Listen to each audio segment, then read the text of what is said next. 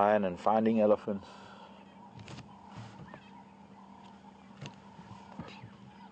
And looking for leopards. My name is Mark. Welcome to WildEarth and welcome to our morning safari. Brian is on camera with me.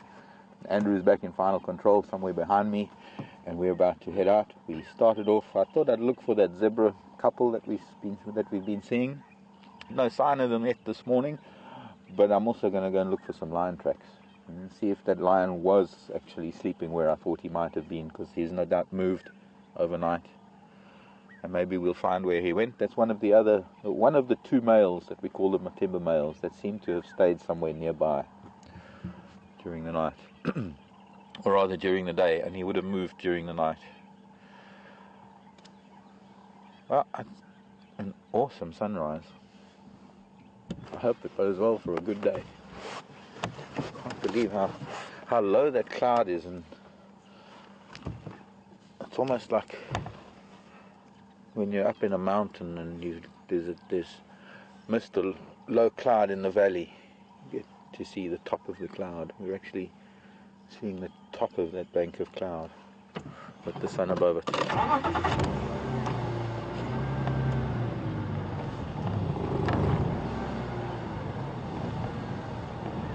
This is Djuma. This is part of the Greater Kruger National Park and part of a wonderful area of wildlife.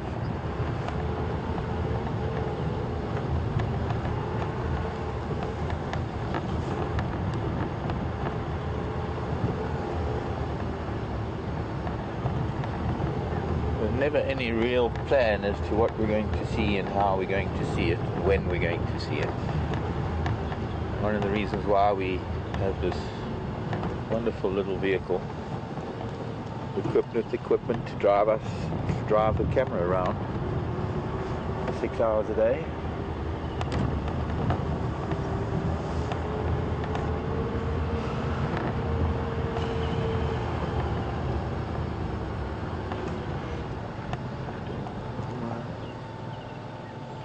Oh my word.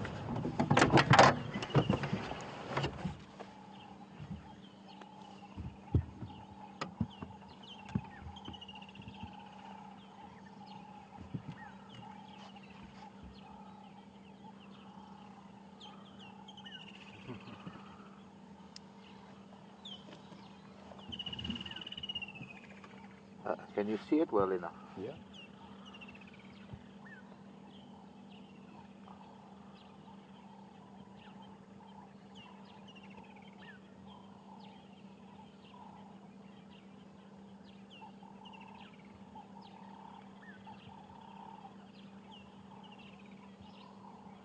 Isn't that the most beautiful little thing?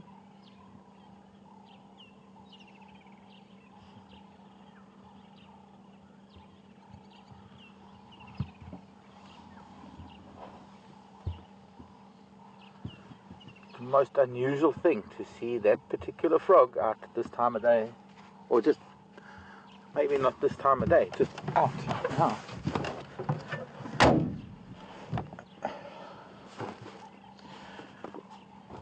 It's a male, and it is.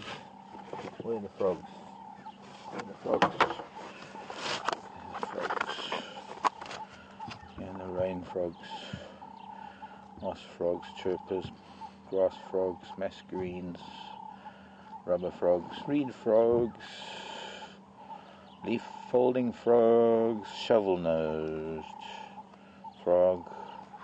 Actually, I should have got a picture of it, but I'm sure somebody would have found time to catch a screenshot of it. I don't normally handle especially little frogs like that.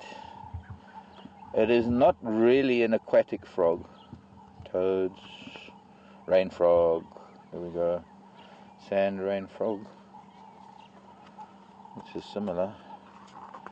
Hope you got a good enough view of it. Whistling rain frog. See which one it's. One of the rain frogs, and of course, was it bulbos? Did it have that black line in its eye? It doesn't occur here. Bulbos, strawberry. I should have gotten more of a view of it, but I was so awed by it. I forget there's so many rain frogs, and they are such gorgeous little things. Strawberry rain frog. Bushveld rain frog, which is probably what it was, but I thought it had a darker line through the eye, maybe. Now I'm starting to doubt what it was that I saw. See, the bulbos has a black line. Plain rain, Cape rain, desert rain, Cape mountain rain, Mozambique rain. Well, it wasn't that reddish, but that had, it could have been Mozambique rain, maybe not. Namakwa rain, Powers rain, sand rain, maybe it was a sand rain, no, that's only in the Cape. Whistling rain, northern rain, plaintive rain, primitive rain frogs, and then come the toads.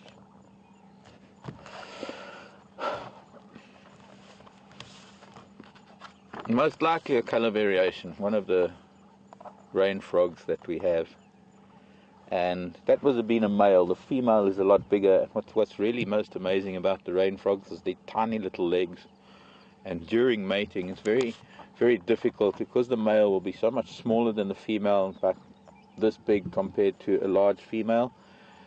There's almost like a glue-like substance that is produced by the skin on the back that allows him to stick to her, so that she can just walk around anyway. As you can see, they're hardly hopping frogs. They're bulbous little round balls. They live in the sand mostly.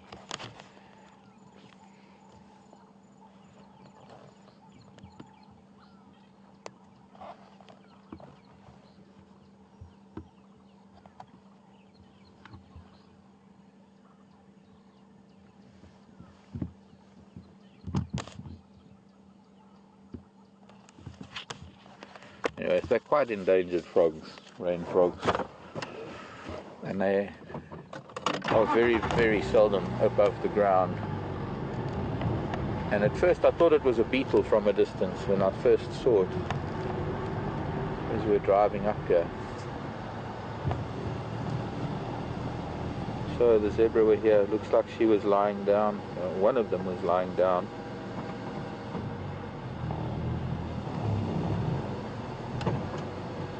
Headed back that way.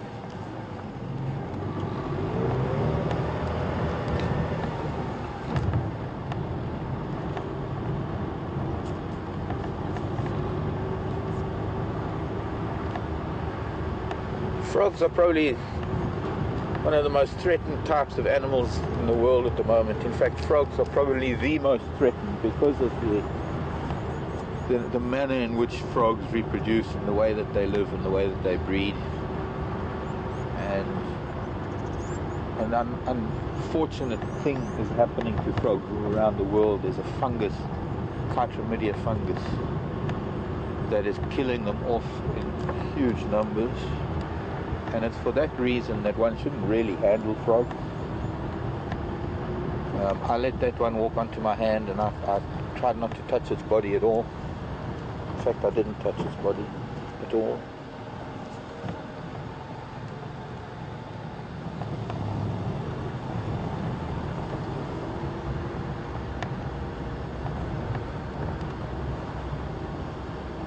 I love the way it actually eventually just turned and sat there and looked at the camera. It was pretty.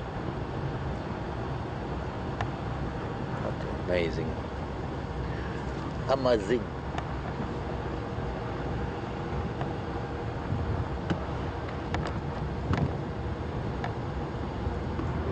Normally only come out onto the surface during rainfall when it's very, very moist.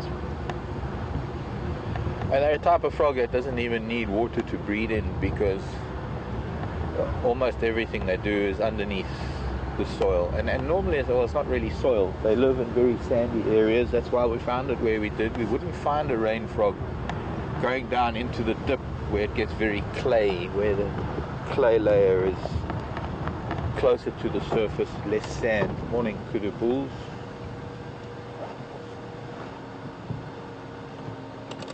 two of the boys we've been seeing a lot of lately.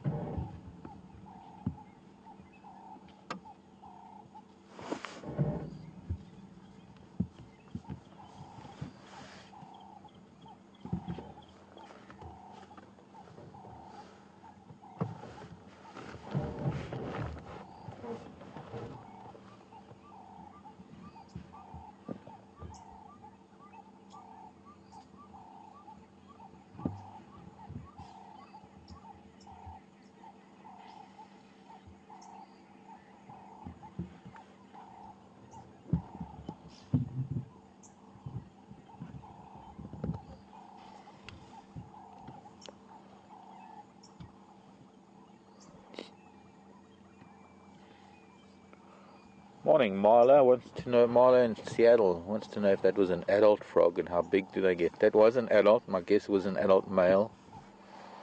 How big do they get? Well, the females get about 3 times that size. If he was maybe about 1.5 inches long, female can be probably maybe only about 3 inches long, maybe twice the size. Roll forward.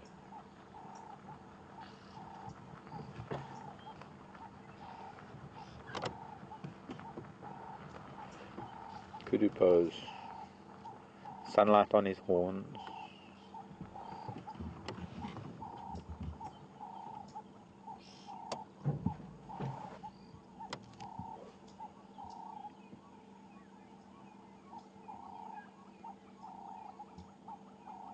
That's more than sunlight on his horns, it's sunrise on his horns.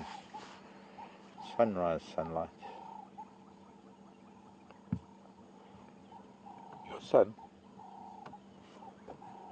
Andrew's got a son?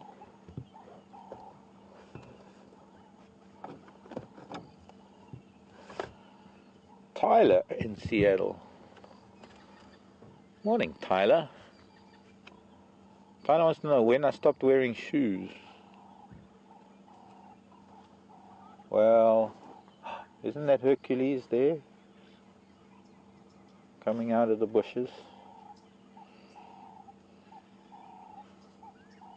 My monster kudu bull.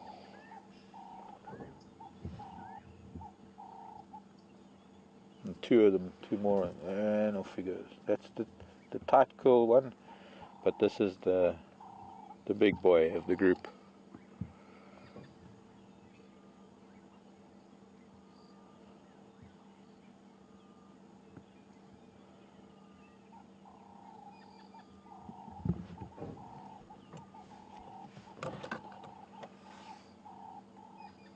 Looks like they're heading up towards the open area. Maybe we'll catch up with them later, moving into some thicker bush for the time being.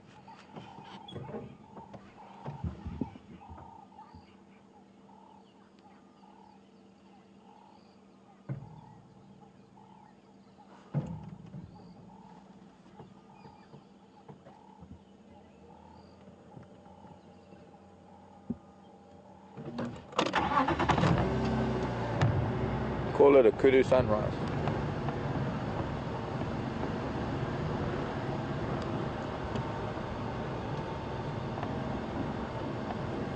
Rick and Susie in Hawaii. Busy with a wild dog project in KwaZulu-Natal. And there was a herd of elephant here quite recently. Rick and Susie saying they can come and help with a fireside chat. That sounds pretty good to me. I think that sounds like a phenomenal idea.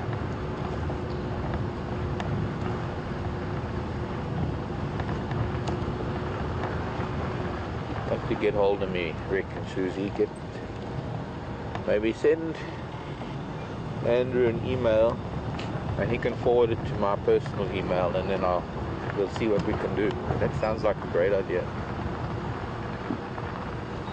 So Tyler, on and off for many years, since, I don't know, it's been a long time that I've been without you. But I guess it's been more of it originally was more of a gradual thing, because there are times in my life when I was compelled to wear shoes because managing camps, especially some of very upmarket, some of the really top camps up in East Africa, it was not very good for me to be receiving guests at a luxury lodge or a luxury camp, guests who were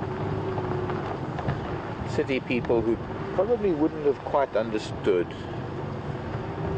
had I greeted them at a very expensive game lodge or safari camp without shoes. And so I used to have to put shoes on for entertaining people, sandals, and then I always used to wear boots. And a lot of the time that in my life I've spent on walking safaris on foot, and when I'm on foot with guests out in the bush, it's not exactly the type of conditions that one can go barefoot. And when I'm at home or now when I'm here and I'm walking around casually, I'm never far from the vehicle. It's one thing, but to do a 5-6 hour walk through some really harsh terrain, carrying a 15 kilogram backpack and a very heavy rifle, and having to have a fair pace, it's necessary to wear boots. I think the last few years I've spent the most time that I ever in my life without shoes, because I found myself under circumstances where I don't really have to wear shoes. If I don't want to wear shoes when I'm in town and I walk into the bank, I won't. It's not uncommon. Some people look at me and frown. Most kids in this part of the world walk around without shoes on. They go to school without shoes on. It's a way of life when you have the kind of temperatures and lives that we do. I do admit it's a little unusual for an adult to walk around town barefoot, but I'm not the only one. There are one or two other guys or people that do. I've seen the odd woman walking around barefoot too. Some people also like to feel in touch with the planet's energy.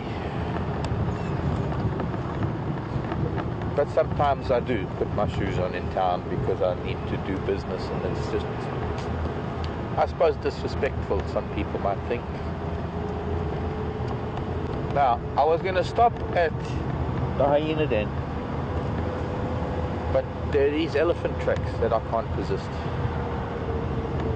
because they might have already crossed over south of us. There's a whole big family here. It might well be the family we were with yesterday. Sorry, dove. And it looks like they are still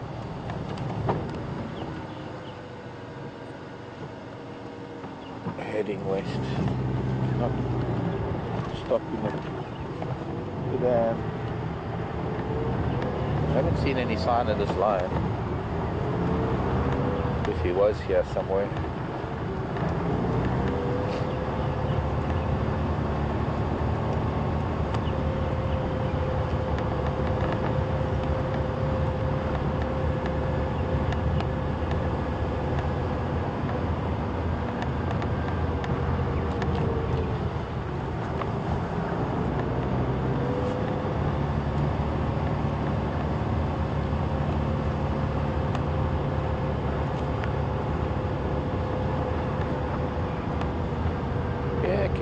Kitty.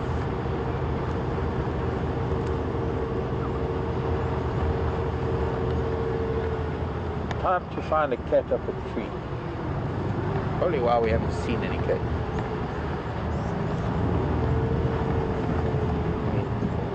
Eating impalas in trees.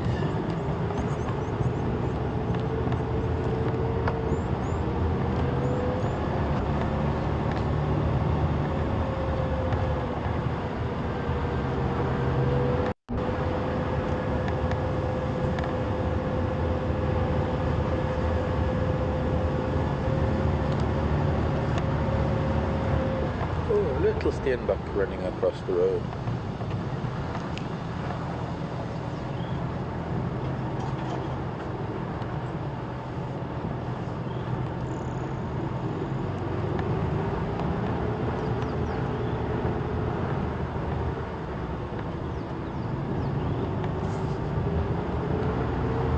thinking these elephant tracks are a little bit too old to catch up with them unless they stop somewhere overnight.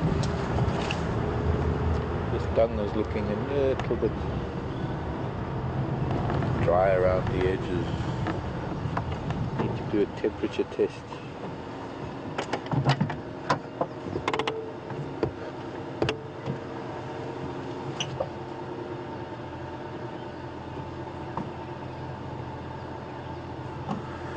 Very cold to the core. These elephants were there hours ago. They're probably well on their way to Arathusa. They're heading west, which means that they could have headed towards Arathusa. Maybe we'll go back to the hyena den and then make our way west again towards, and just cross through.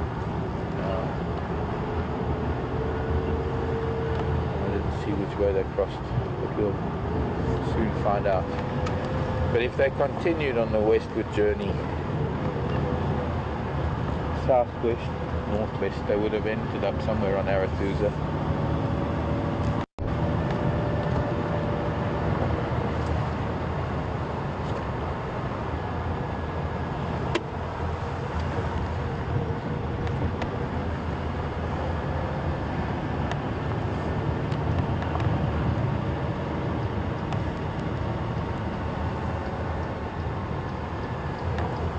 Once again, didn't hear any cats calling last night,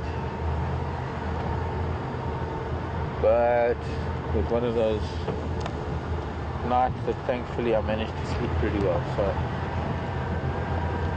I don't think I would have heard lion if they were roaring outside my door, my window, or into my room.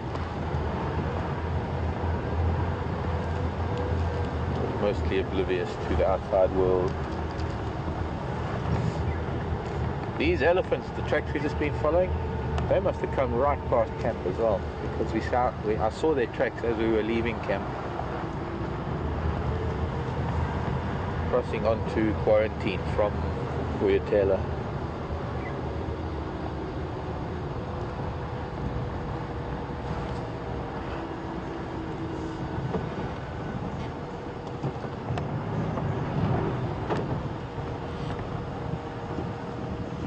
Wildebeest were rolling in the sand. Oh look, there's a bit of a misty, cloudy, misty haze cloud coming in. Coming to take our sunrise away. Please don't take my sunrise away. What's that song? You are my sunrise, my only sunrise.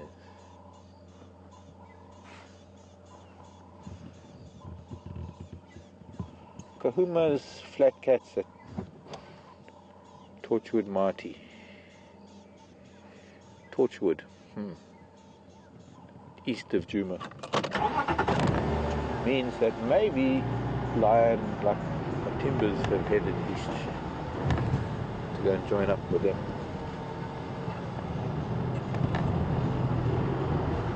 Another noise, the testicular complaining.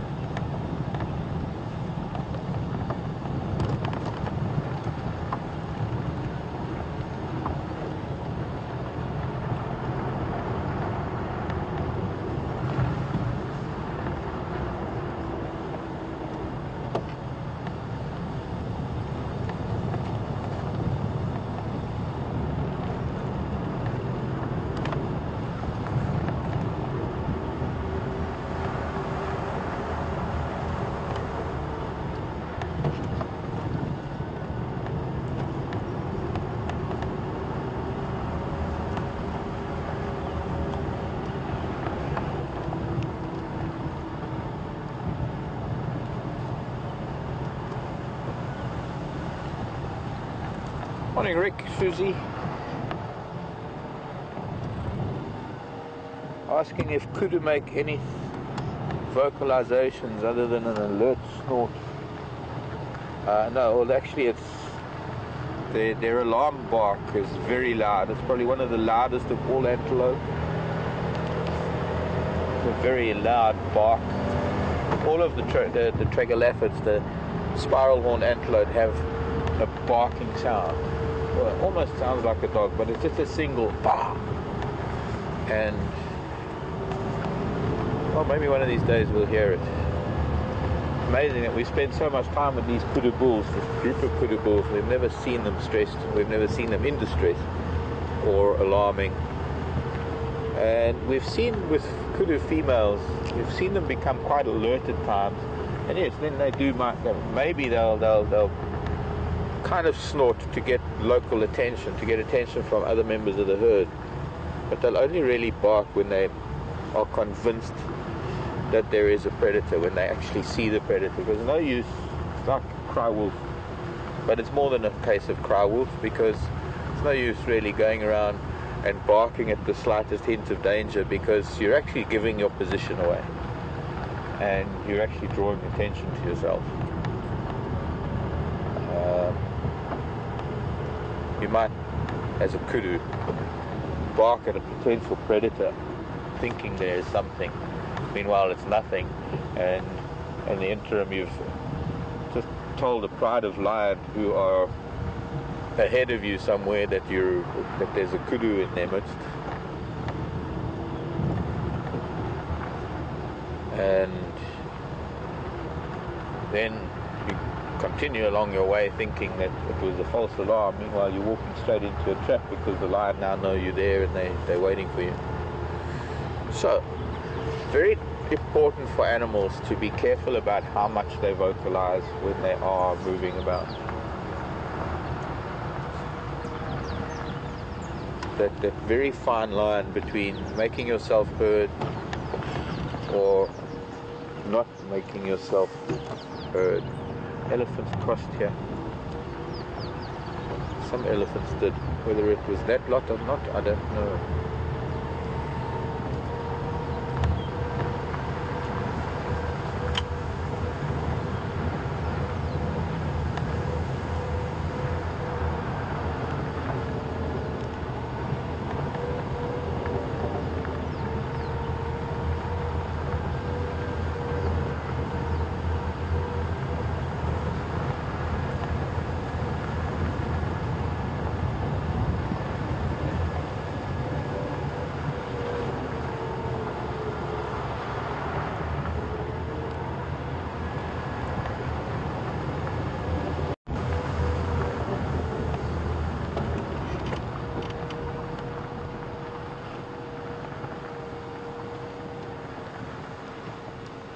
Another kudu bull, far away from those kudu bulls.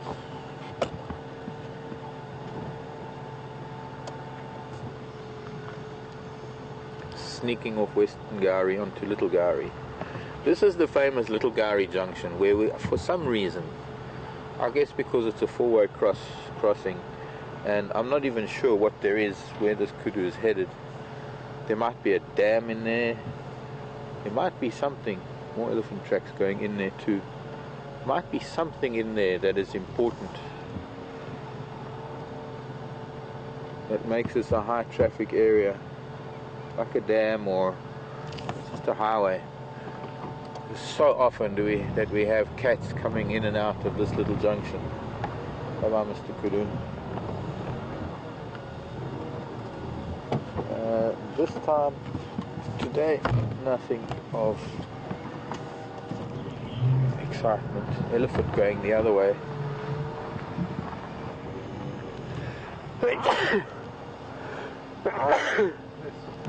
Thank you.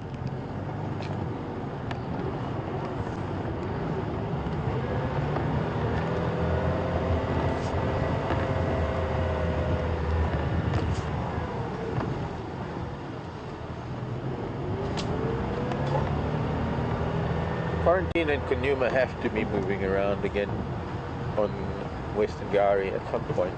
It's time to find their tracks. So far we haven't had any sign of them other than quarantine mail being treed just behind us, down that road on to Little Gari. A few days ago he was treed by two of the Styx females. Styx Dionysus.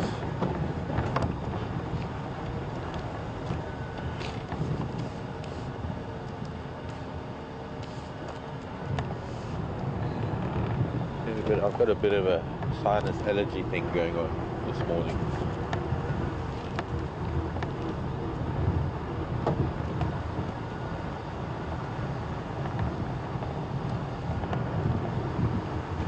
Wow.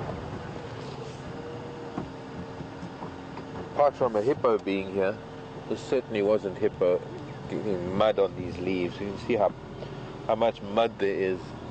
This is an elephant. It's been in the clay, just the ponds, the little mud wallows that we've got,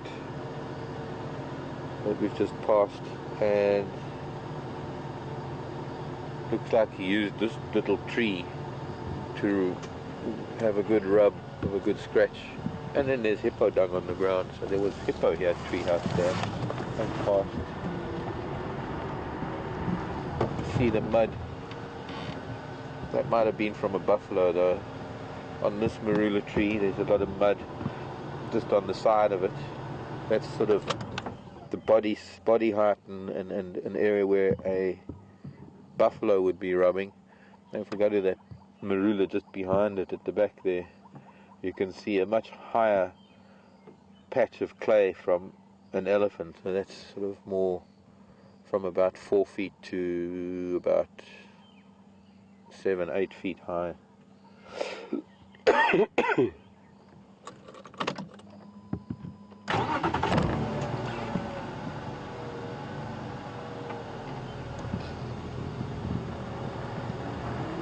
Always find the trees surrounding a mud wallow have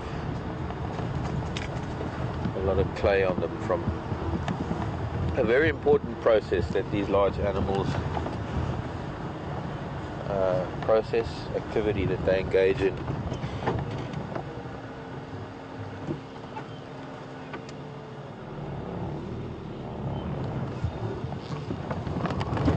The mud cools them down and it protects them against the sun, but I think one of the most important aspects of the mud is that it's a clay, and it cakes around ticks and parasites and other things, and when they rub it off they're actually helping rid themselves of parasites. And these are the hippo tracks going down towards the dam as well. I haven't seen a hippo here at Treehouse for a while, and it looks like it's a big bull that must have come in from the south.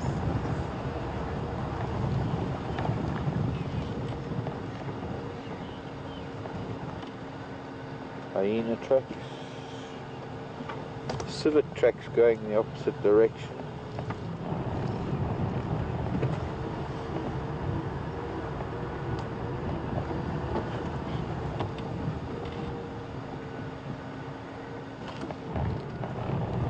Looks like it was quite a busy road yesterday, last night.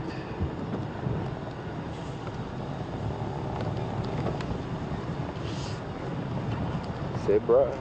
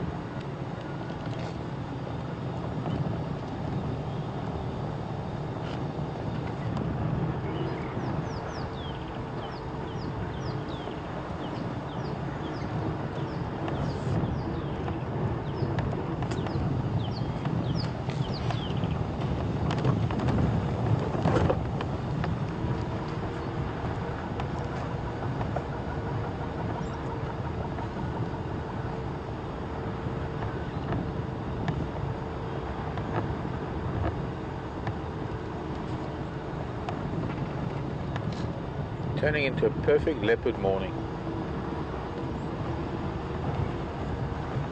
Instead of getting warm, heating up because of the sunshine, it's getting a bit overcast. And a bit overcast means that cats can move around a little bit longer than normal.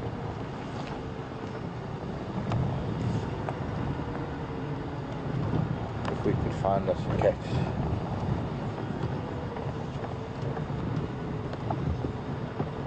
Not here though.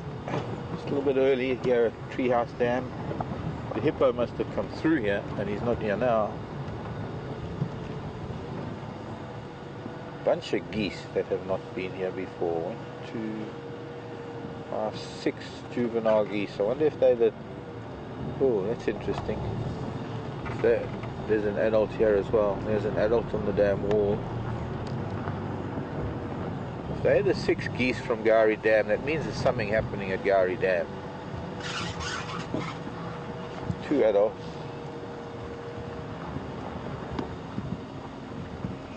6 goslings.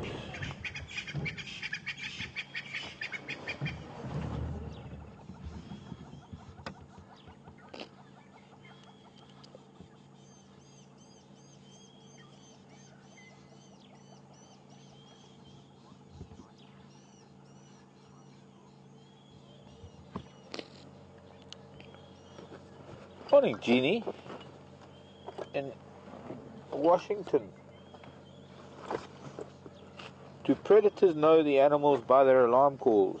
They do indeed, Jeannie. Everybody knows everybody's sounds out here. There is no animal that doesn't know what a sound is, other than if it's a foreign sound like us humans doing things. But they know exactly what everybody's normal calls are, alarm calls, very much so.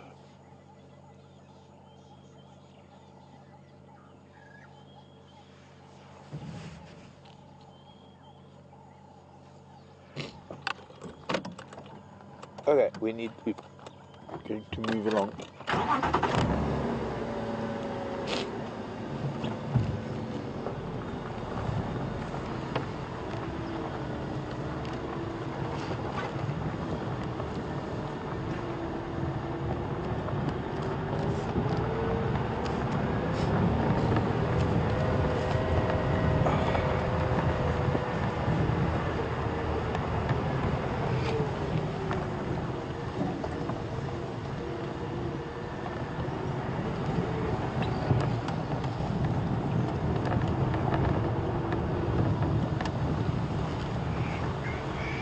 Hello, Josh. Josh wants to know if I've ever been bitten by a snake. I have, Josh. I've been bitten by a few non-venomous snakes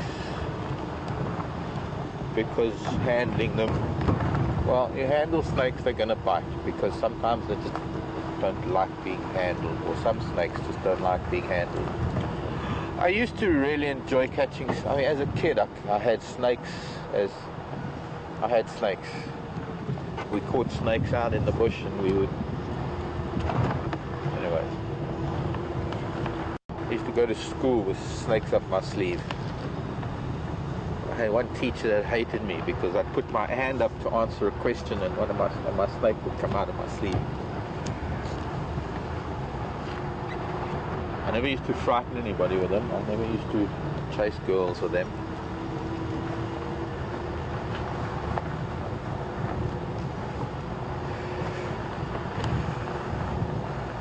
And well, sometimes when you're out in the bush and you're lifting up rocks and things, and you see a snake and you grab it before you really know what it is. Well, you hopefully know that it's not venomous. But you're trying to grab it before it flees, before it slithers away. Quite often, snakes, just to defend themselves, will bite back. Especially when I was a lot younger, in the days when we used to catch things to show our guests, kind of like a Steve Irwin running after things scenario. We don't do that anymore. It's not good guiding. We don't stress animals out anymore. But I have to admit, I used to do that in my younger years, 25, 30 years ago. I think, in fact, a friend of mine, Mike, a couple of times he would say to his guests, watch this, Mark's going to get bitten by a snake, because there would be a python and I would go and try and catch the python, and guaranteed it would turn around and bite me. Because I never want to hold it too tight. I never want to... Anyways, those are not the important bites. The one important bite that taught me a lesson was a snake known as the burrowing asp, or Bibron's burrowing asp, or crested barbet, or Bibron's stiletto snake. Has a very powerful cytotoxic venom and is an extremely painful bite. This wasn't one of those times where I just grabbed something. This was one of those times when I knew exactly what snake I was dealing with. I knew that there's no way that you can handle a snake like any normal snake, because you can't hold a Bibron's behind the head. It's almost impossible without it biting you. The one interesting feature of the Bibron stiletto snake is the fact that it doesn't strike like other snakes. It is a burrowing snake, so it was what we call as a fossorial lifestyle. It lives underground, under the surface of the sand, pretty about in the same kind of places that the rain frog lives in, where there's deep sandy soils on the tops of rises. And because of its lifestyle, it's feeding on burrowing skinks and other creatures that live under the soil, under the sand. So it can't strike like a normal snake. What it does is, in the little tunnels, has the ability to just drop one fang. So it kind of moves its jaw sideways, and one fang, instead of the fang coming out entirely, because there's no use doing so, the fang just drops slightly and it stabs sideways. It stabs the head sideways, so that when you try and hold that snake like any other snake, what it does is it'll turn its head and it'll get a fang into you, almost guaranteed, without fail. And I knew that I couldn't hold the snake by its head, and I knew that I better not play with it too much. I was experimenting with filtered light at the time, red filtered light. I had red filters over my Land Rover's headlights, and I had red filter over the spotlight that we were using for night drive. My tracker was sitting on the front. His name was Michael, Mike and Ndlovu. Ndlovu means elephant. His name was Michael Elephant. There's a giant land snail in the road. Side on this time. And we'll wait for him to cross the road while I finish my story. See which happens first. And there was a little snake in the road. It was a warm summer's evening, very humid. The perfect conditions for burrowing creatures to be above the ground, which is why it was so unusual to see this frog out in a cold, cool morning like this. And my tracker Mike was shining down on the snake with the red light, and he was saying, "Careful, Mark, it's a mamba." And I was saying, "No, Michael, it's not a mamba, it's a Bibron's." And I had a little stick that I was using to just keep it in the track of the road, kind of like where the snail is, on the side of the road, so that I could just talk to the people that were on the vehicle about it. I had 4 guests, a family from the UK, mum and dad and 2 kids. And the little boy, who was I think about 8, if I'm not mistaken, was intrigued with reptiles, and he'd been asking about snakes, and I was trying to explain to him that you don't just pick up any snake, especially that one, because that snake, the Bibron's, looks very similar to a couple of very harmless snakes. I'll bring out the reptile book shortly, and I'll show you when we get to the hyenas. Let's go to the hyenas, because we've got a lot to do this morning, as we do every morning. Morning, snail. Hello from Anna in Sweden.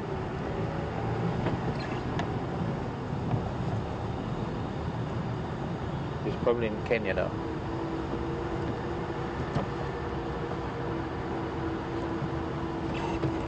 And hang on, before the question comes. Anyway, so the snake, it was important to sorry, Andrew, not just yet, I've got to turn that down. I'll get to Lev just now. So Michael was still arguing with me, so I used the stick, and I thought what I could do is if I held it by the tail and I lifted it with the stick, I could get it closer to Michael with the light and he could see, because it's very important for me to teach local people about snakes, because almost every snake is a mamba and every snake is venomous and every snake needs to be killed. It seems to be it's just the status quo, really. Local people don't trust a lot of the reptiles. They don't trust geckos. They fear geckos. They're afraid of chameleons, and all snakes are venomous. So to a Shanghai, it's important to teach. And I was trying to teach Michael that it was not a mamba, but that it was still a venomous snake, but trying to show him the difference. And I was trying to show this young kid that he mustn't just pick up anything that looks like a legless skink or a blind snake or any other harmless, like a purple gloss snake.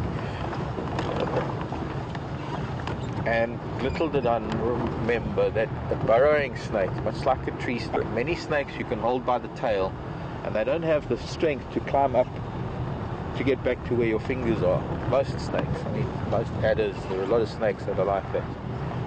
The burrowing asp, on the other hand, has to have a lot of strength in its body to burrow through his hand, and it was able to whip back up and hit me on the knuckle.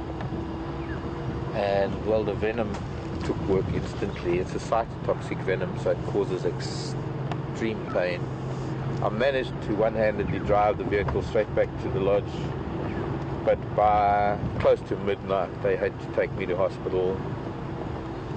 The long drive through the Sabi sand, and then an hour and a half or more to Nelspruit, to the hospital in Nelspruit.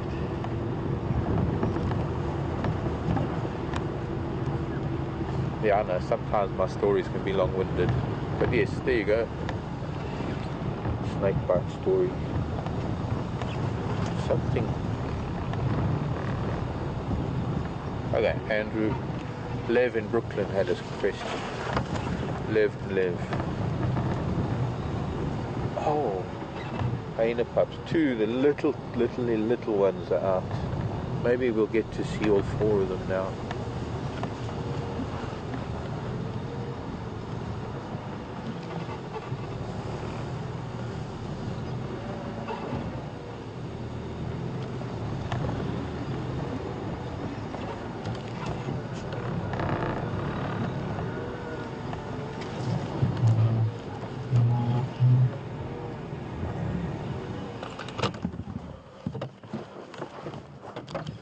Morning, Lev.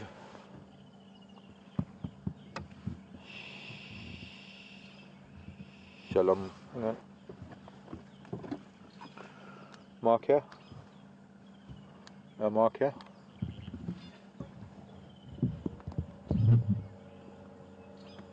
Yeah, firm.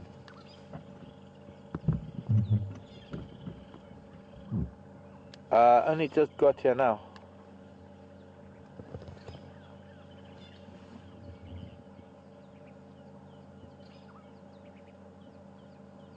Alright, copied. Apologies.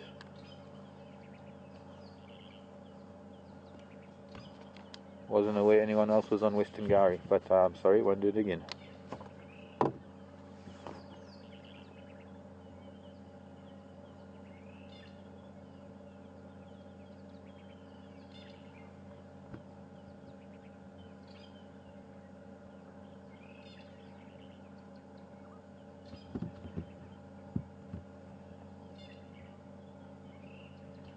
Apparently we got to ask to come into the hyena den now.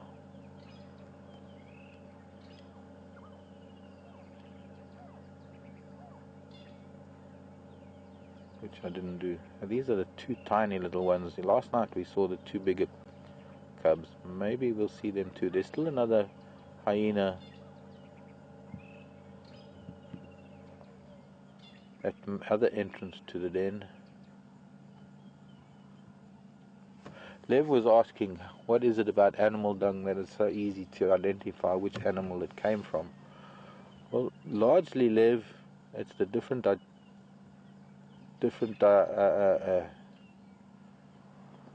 digestive systems of the different species.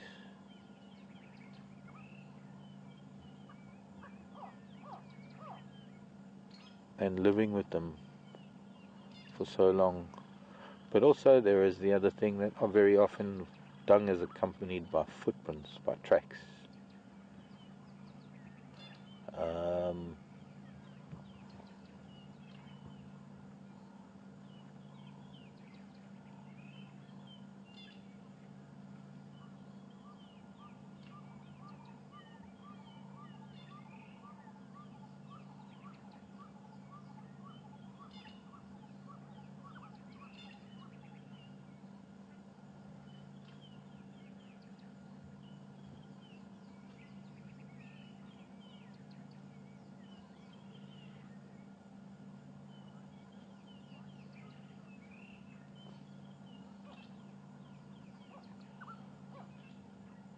Morning to Canada. Hello Blair. Wanting to know why it's Treehouse Dam? There used to be, there's a marula tree there. Next time we pass Treehouse Dam, I'll try and find it for you. Well, I'll show you. There's still one or two planks in it, but many, many years ago there was a treehouse in a marula tree at Treehouse Dam. Pity they're playing behind this combretum, these two little brats, and behind this female. Move, mama. Is that a little bit of blood? No.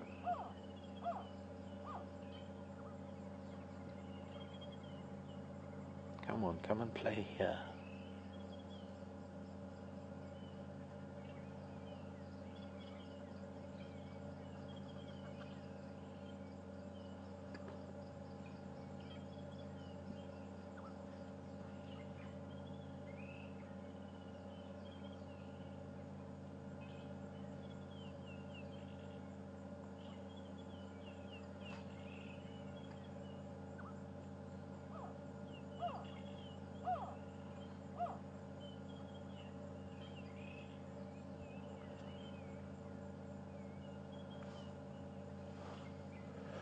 Since they're playing more that side, maybe I'll park a little bit more that way and just roll back a little,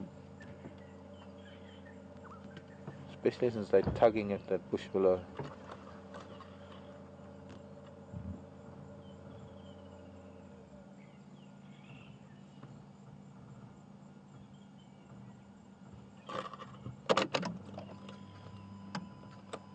This might frighten them.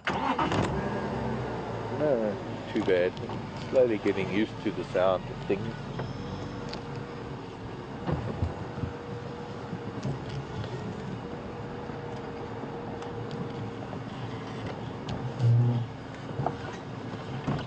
Not going to see much from this angle, I don't think, because this combretum is in the way.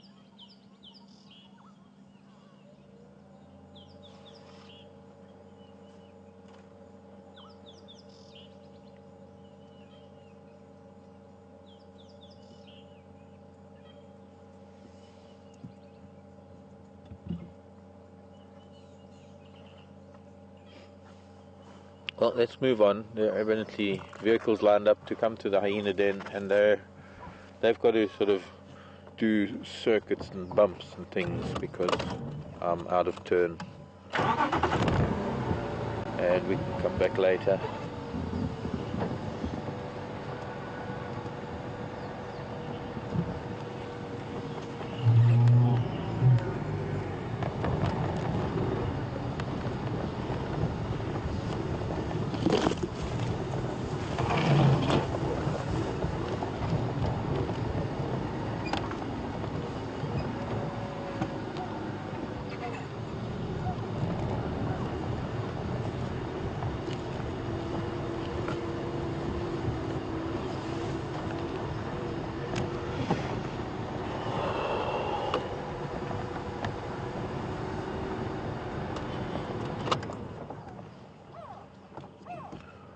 Mark here, leaving in PC Kaya active.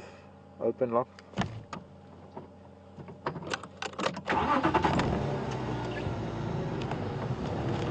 Why do we need to ask? Is that Virginia, I think?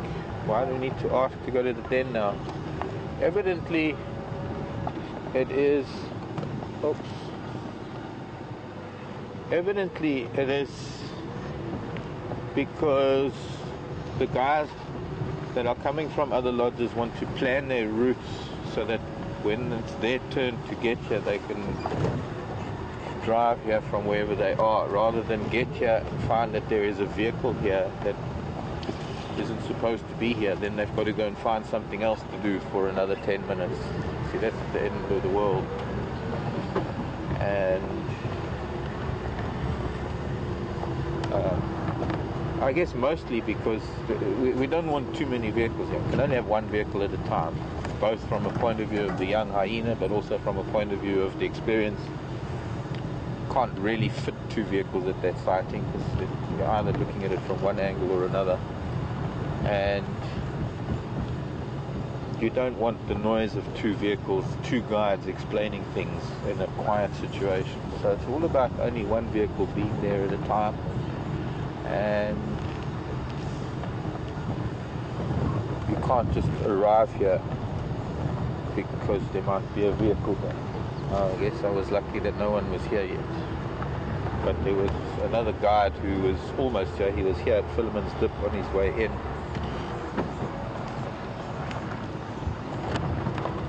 To the den when I was there.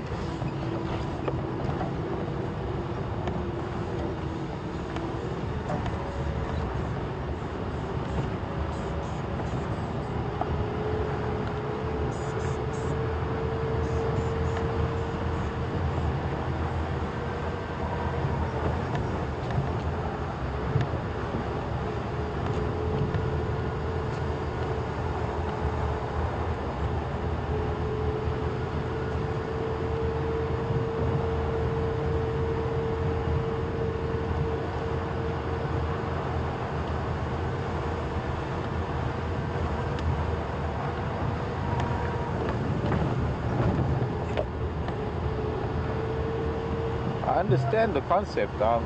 Merely there are no vehicles out on Juma. I think we were the only vehicle on Juma. I heard Craig from one of the other lodges earlier. Normally, other guides announce themselves when they're coming onto a property that is not theirs, and normally the vehicles from that property have precedence.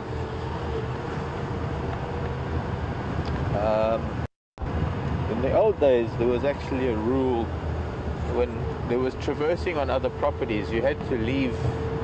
You couldn't go onto a traversing property for the first hour of drive at least, so that the landowners or those people on that property, vehicles on that property, could find animals and experience them without other lodges and other Land Rovers coming in.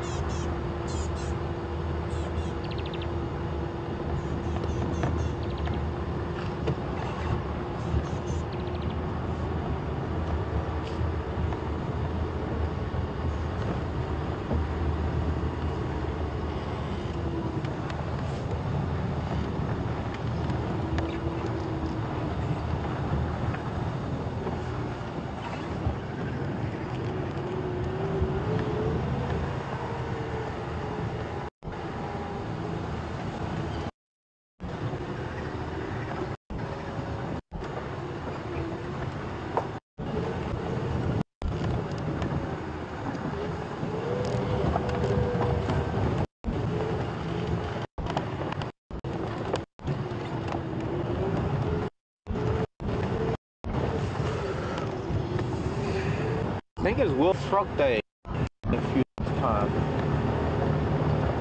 If I remember reading something about that. Or a post on Facebook or something.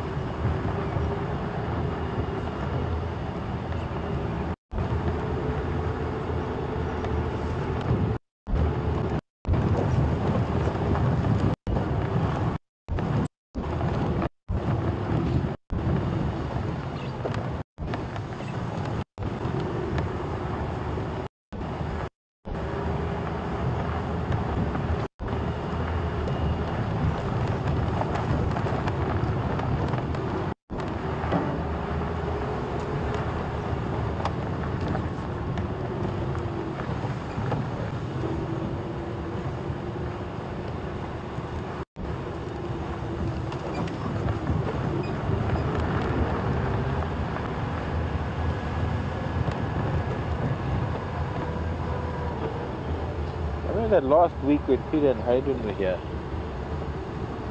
we were battling to find leopard tracks as well, or signs of leopard. And just for some reason, and it's not so much got anything to do with any other predators or unusual.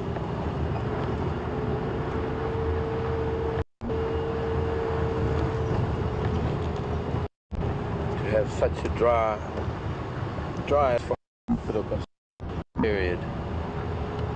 Not even a track has been seen.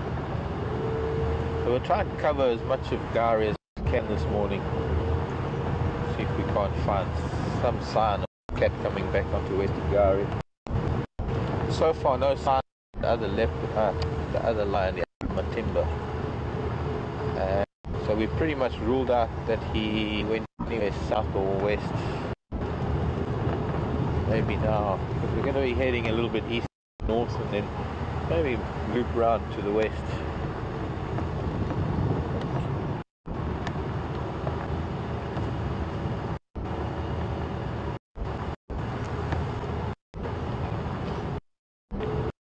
Interesting to see if the other geese are still here at Gari Dam too, because look very much like the family of geese that were at Tree originally from here.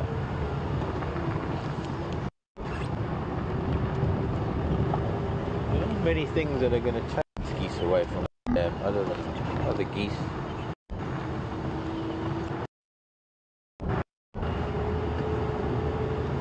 I don't think even the leopard. And her verbal abuse.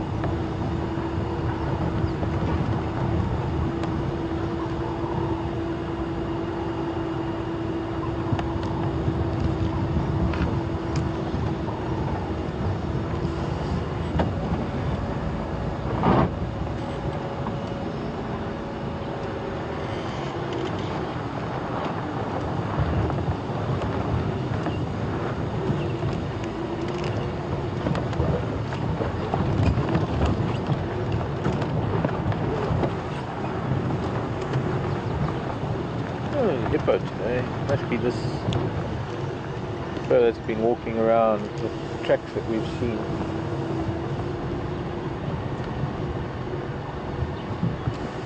The geese leaving the dam wouldn't have anything to do with hippos, no.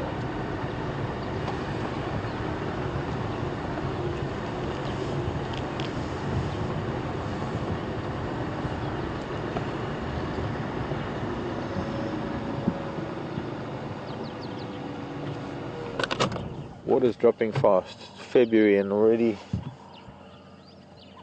pretty low.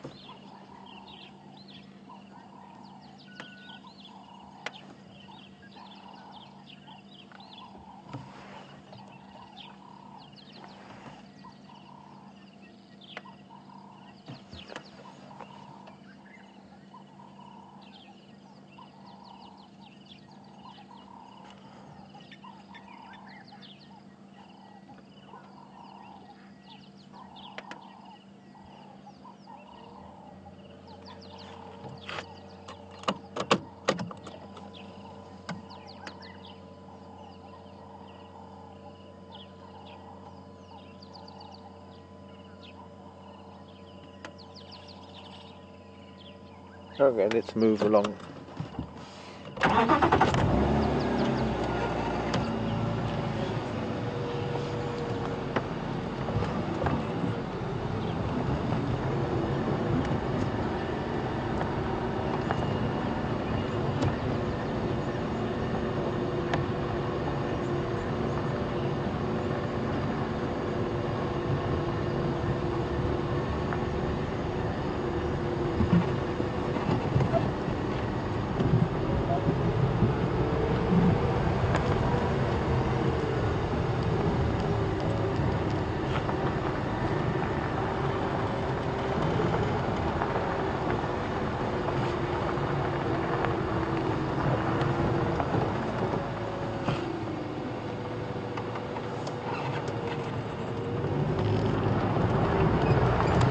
Morning, Gwendolyn, in SoCal, Southern California. Whose job is it to clear the trees out of the road when an elephant knocks a tree over the road? It's normally the landowner, Gwendolyn, whoever owns the property. In Kruger, it's the rangers of Kruger, the staff. But in the private reserves, it's all about whoever's property it is. Same as road maintenance. Any maintenance issues out in the bush are the landowner's responsibility, and landowners can decide what they want to do. Personally, when if there's a big marula tree over the road and it looks like it's still going to be alive at home, personally, I'd rather just divert. Ouch! Oh, thorns get in my pocket. I'd rather just take the road around the tree and let the tree carry on living and leave it be, rather than cut it. I don't like to see cut things. It irks me, because 99% of the time trees are cut all wrong. Hold on a sec, gotta talk. Go ahead. Negative, left a couple of minutes ago. Maybe you went on radio.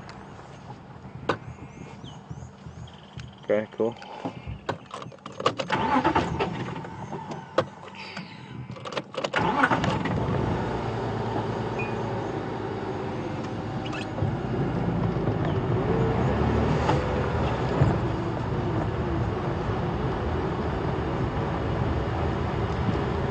Anyways, it is necessary to cut things up sometimes. You can't move the road. We can't change the road.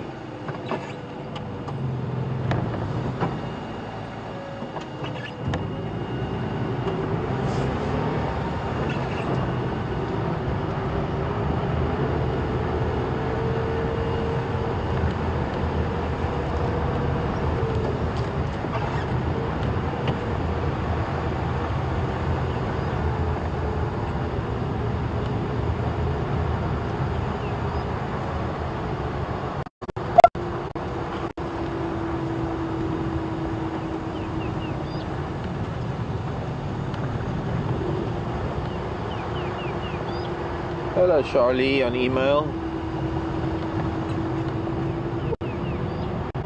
Any news on the zebra, how it was injured or anything? No, Charlie.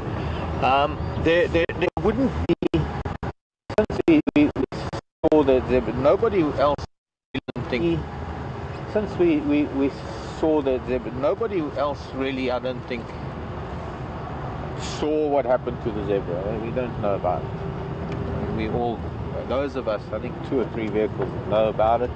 We saw it. It looked like it was getting more mobile yesterday evening, just when we were closing off our drive. She was walking, she was putting a little bit of weight on it, and she was feeding. And there were tracks this morning, but we didn't see them this morning. So unfortunately nobody's caught up with them. What I can tell you is that there's no zebra carcass on quarantine, so nothing was here to catch her. Nothing found her last night that I know of.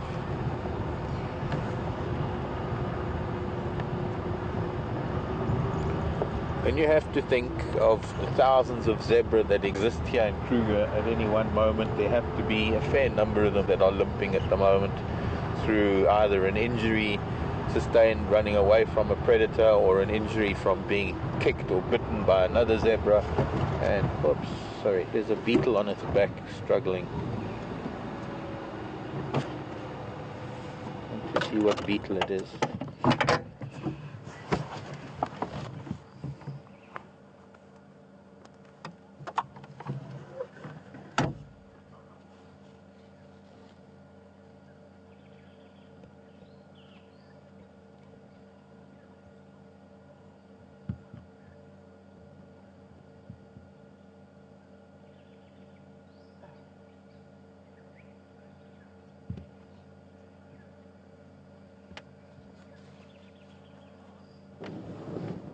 A very interesting rhino beetle with a shield instead of a horn.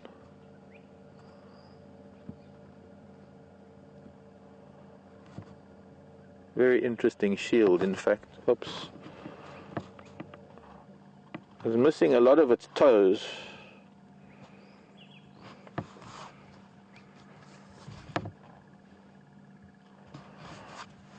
You're gonna fall. You're gonna fall. Maybe I need to find it some dung. Very interesting beetle, this huge shield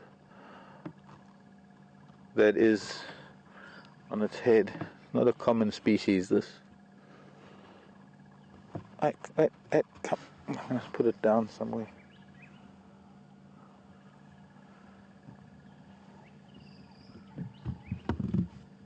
Somewhere where it can't land on its back again.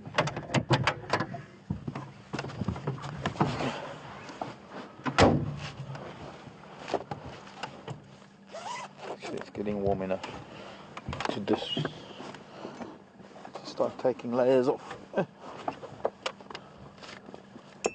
Wonder where my other big jacket is.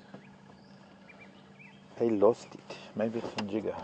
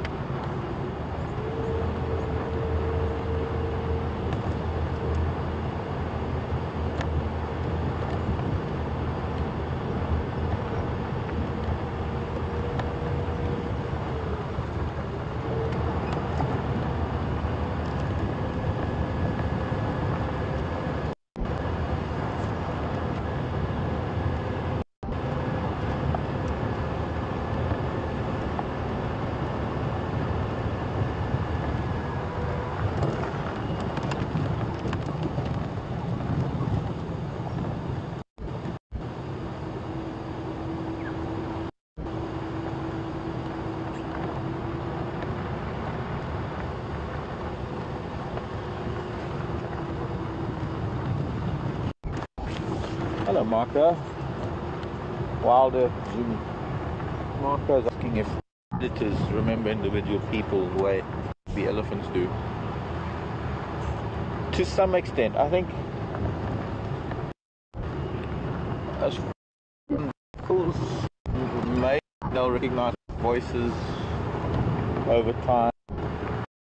Of course, they'll recognize the sound of different vehicles. The sound, even the difference between the sound of Jigger and the sound of Woody, even though they're identical vehicles, the different sound of their engines, which might have, since it is, animals will recognize the different vehicles, of course. You would know this by now.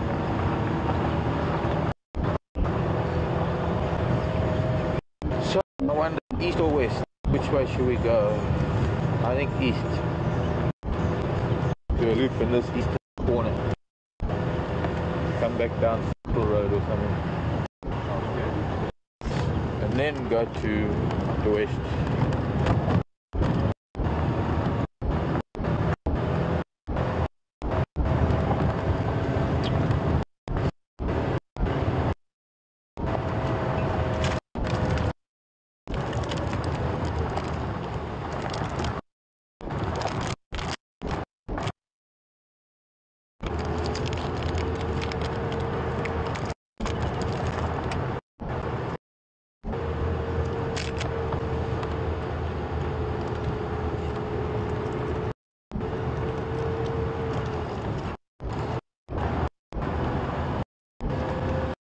Low G, I snack while we're in the bad signal area. Maybe you can hear the rustling. You can hear me.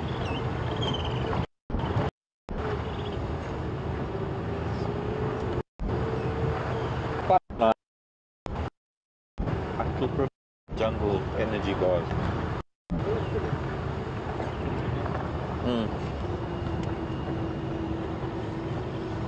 It's more of a breakfast bar than energy bar. This would be nice with milk. Yeah.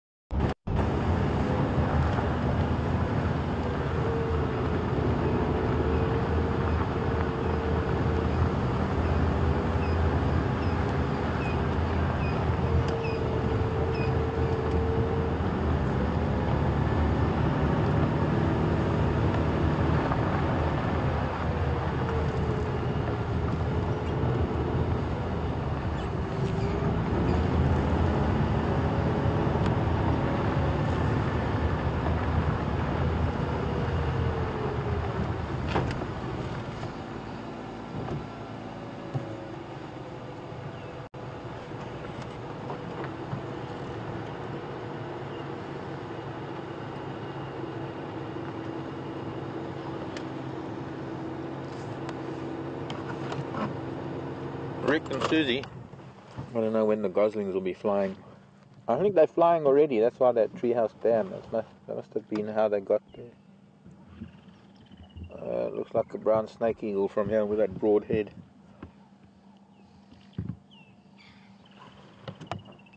But Marco was asking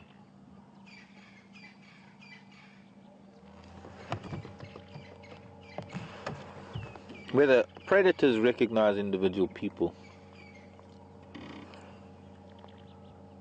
I don't think the predator's out in the bush, Marco. I think the vehicles, they maybe recognize individual vehicles, and then maybe because there's mostly only ever a guide speaking, they maybe recognize the voices of the guides. Let's move. But maybe in camp it's different. At home, there's certain cats that come past my front door. Cats that I'm sure know me from home because they see me walking around, they smell me, they see my Land Rover parked there, they see, well,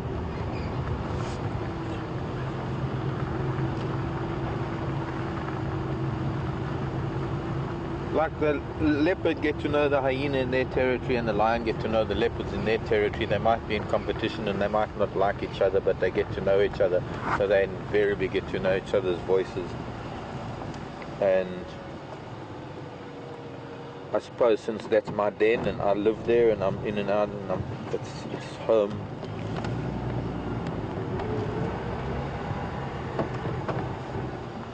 I'm guessing that the cats that come past my house get to know me, recognize me. I saw a track, but it's so many baboon tracks here.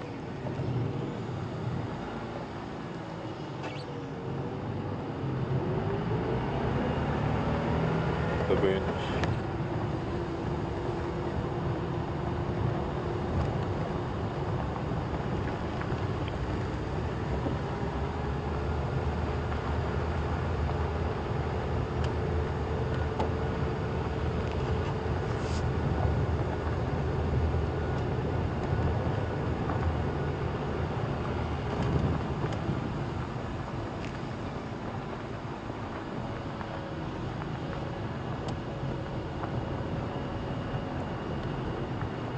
What do the guys do when we're not driving? What do we do when we're not driving around?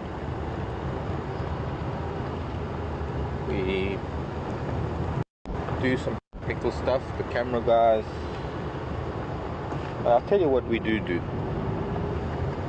We have fairly late nights.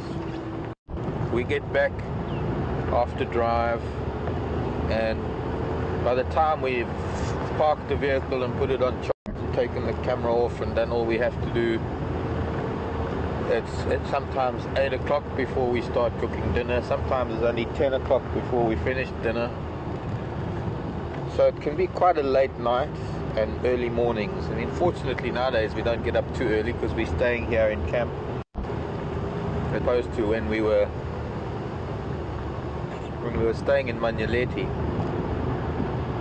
We used to have to get up at 4 to leave there at 5 to be here to start at 6, and there was sort of not even a moment to spare to have a breather, because everything was so tightly fitted time-wise.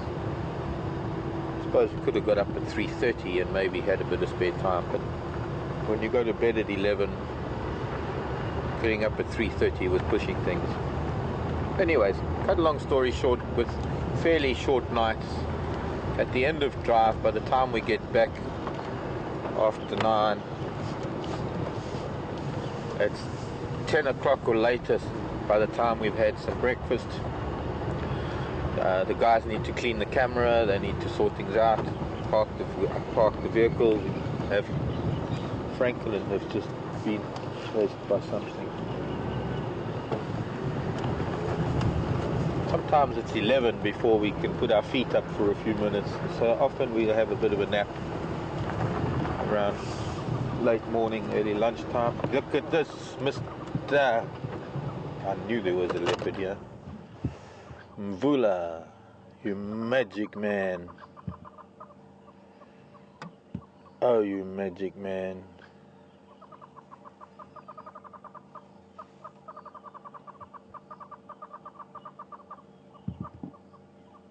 Hello, big boy.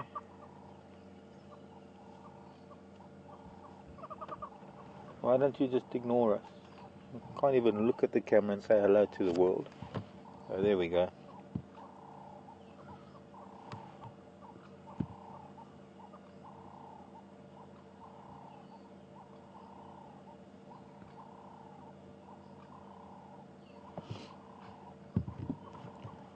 Well, when this gets out on the radio, we're going to have vehicles. Oh, he's scenting. Look at that. He's doing the Fleming grimace. Some urine there or something from a previous cat, maybe. Maybe his beloved Karula.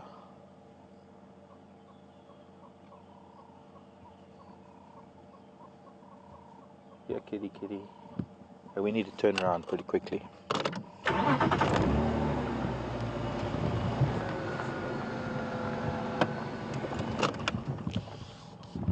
Shortly, in a spray. Going on to Biffles at cut line. I don't want to lose him on Biffles, but he is heading west, so sorry. Alright. Bumpy there.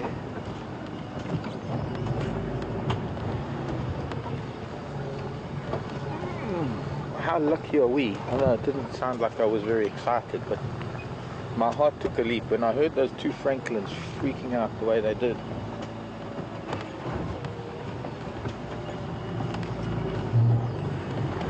Something just told me, and there he was. We came around the corner, and there he was. I have to call it in. I probably need somebody who has access to Biffles to come along, just in case he does cross over there. We're heading into this old quarry, and then onto Biffles or cut line. So let's a little bit ahead of him.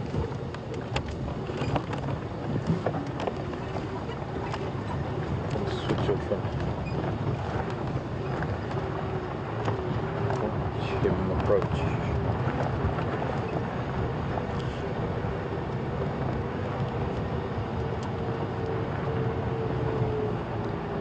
I'll have to call it in.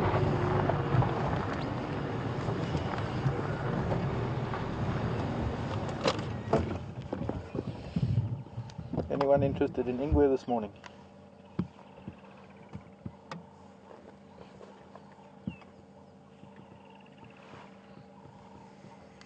Anyone interested in Ingwe? Mvula, quarry, Biffles of Catline. The quarry, Biffles of Catline.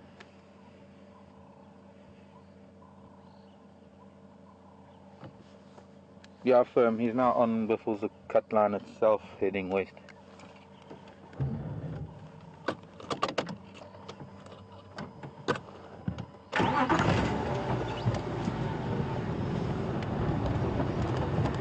Okay.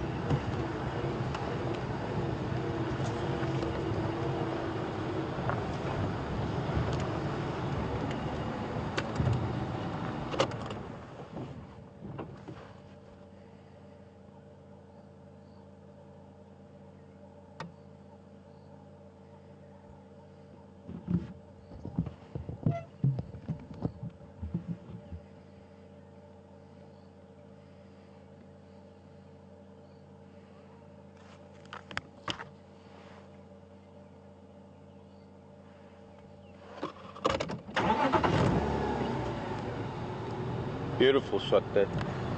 Just an endless road and a leopard walking on it.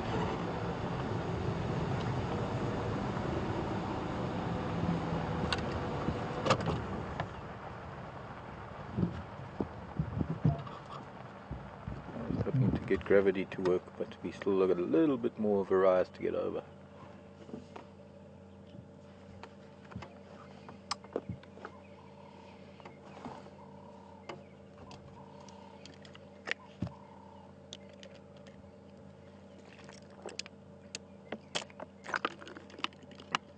I had a beautiful opportunity to take a photo when he was next to my door, and I didn't. I guess he's just been drinking at Biffleshoek Dam.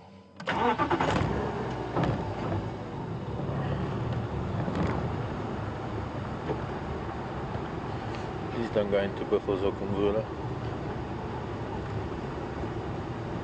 Please take us to a kill or something.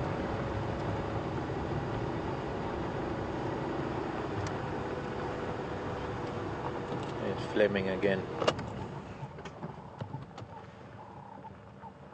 Fleming. But Brian, they're fresh leopard tracks here.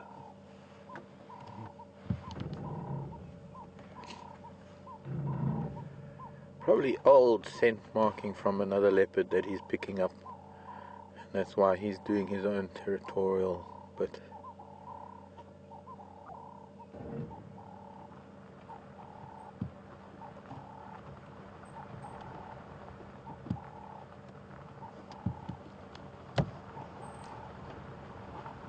I think it's Mvula. He's the only big leopard I know that.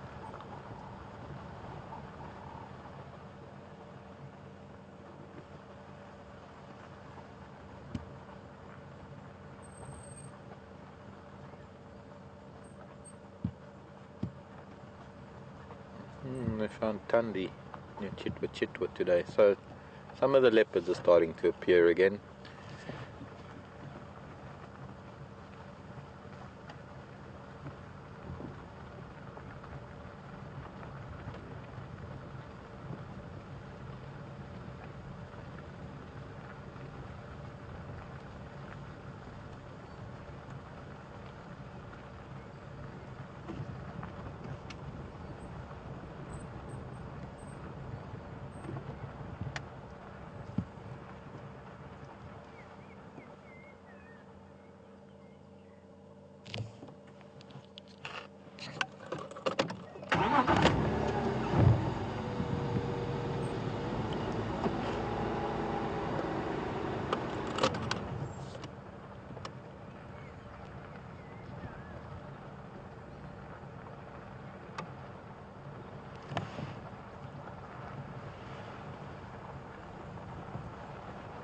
What was that?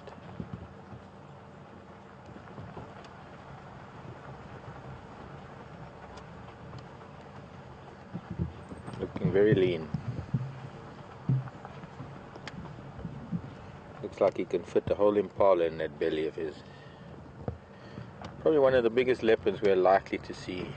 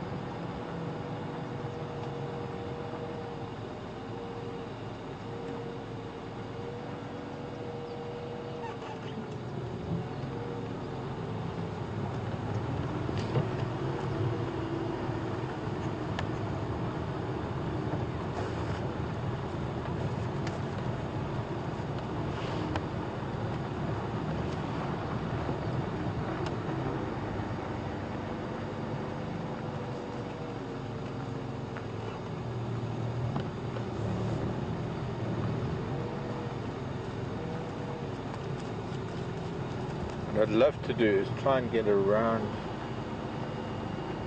and have him approaching us rather than have him following us, or rather be following him, but I don't want to block his path, and it's difficult to get in front of him right now. I'm hoping that he might decide to turn down Gary Cutline.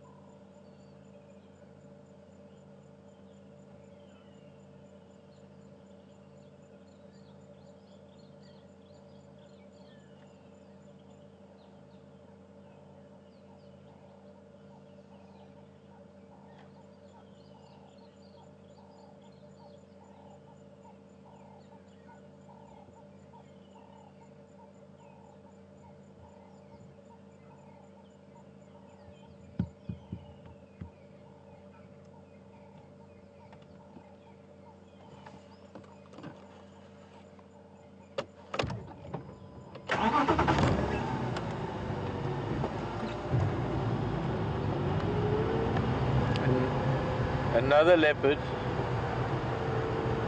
on a termite mound on Philemon's cut line close to Treehouse Dam. See, suddenly they're just coming out of the woodwork. It's leopard day today with this little bit of cloud.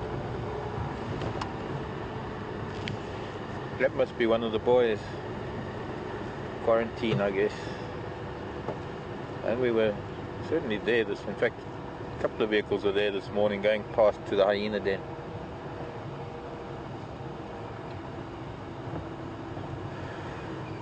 Which is great for us, because that means that it might only be one vehicle coming to this leopard.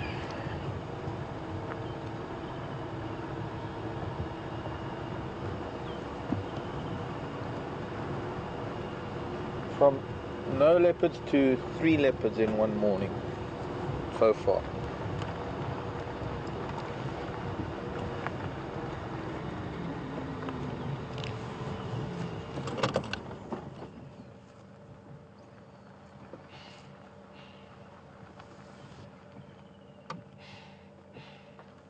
There's a roller shouting at him now. He stopped to look at it.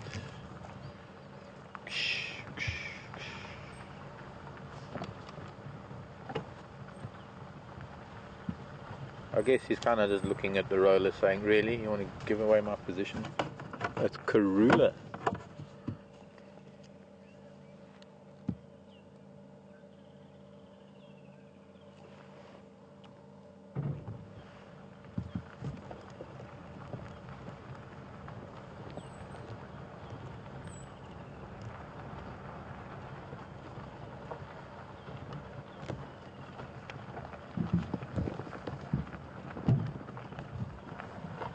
I was approaching the dip now at Gary Cutline.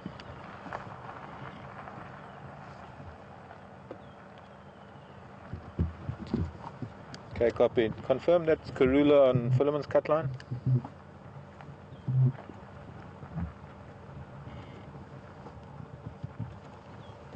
Excellent, thanks.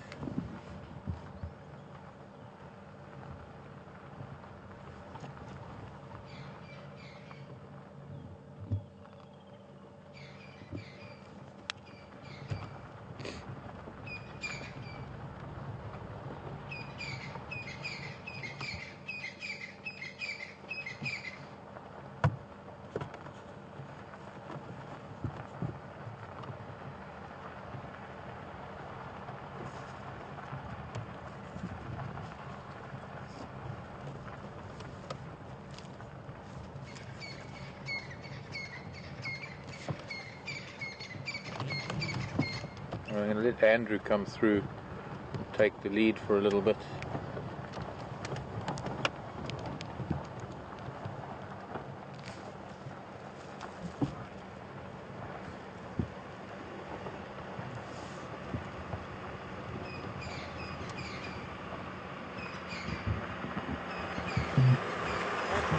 Hi Andrew. Hi, morning, shalom.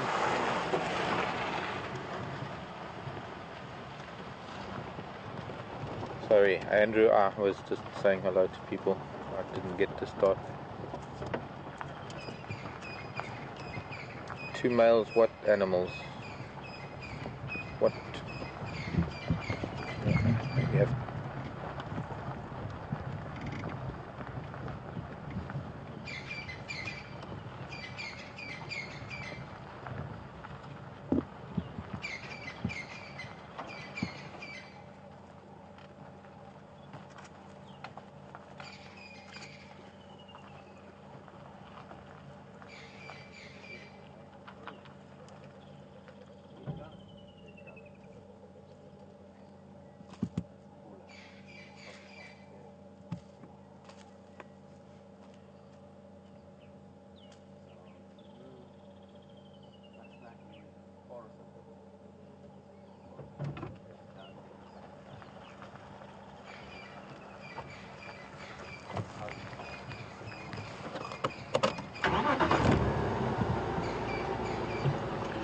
evidently Kunuma was near Baboon Pan yesterday.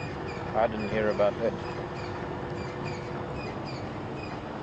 Not going to be easy to see a track in this sand. If he goes through, of course we're going to lose signal now too, as we get into this dip. But if we have anything with soft sand, the surface of the road is very hard here, so it's not very easy to see a track at the moment, because we will need to look back towards the sun. Now I can see tracks, but they're just like partial tracks, bits of a toe or bits of the the pad of the foot. Kind of difficult to show you right now, especially since he's walking and I need to turn around to do that. Andrew was asking what happens if they're 2 male leopards of about the same size that meet up with each other. Yeah, there he goes into the drainage line here on Gari Katlan. He's looking at something. Big fight, Andrew, if 2 males of the same size meet each other. Andrew and FC. Generally they try and avoid each other. They are normally you're normally going to find big males of back-to-back territories, so it's possible that they come across each other quite often, and you'll often have one avoiding the other. Looks like he's not quite stalking something, but he's definitely interested in something in there.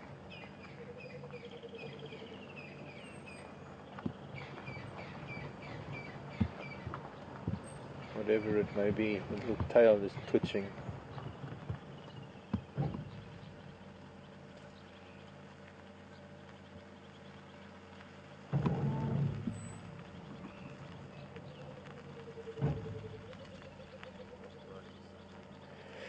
This leopard is about 10 years old this year, as far as I know, and he is the father of those 2 boys, Kunuma and Quarantine Male. Let's see if we can try and get in from the other side.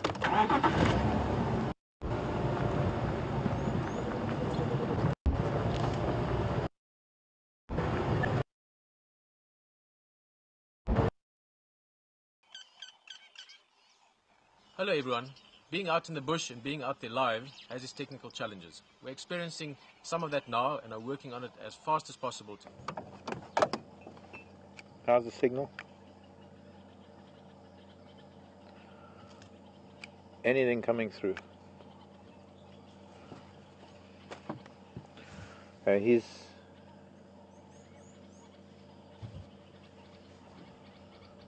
Andrew, there's a Nyala down here. Looks like this Nyala might have just seen him. There, you hear that bark?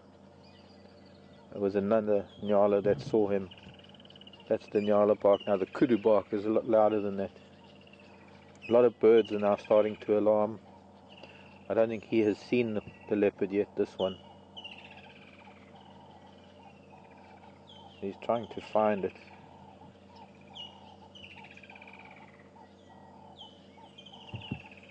Oh, here he comes.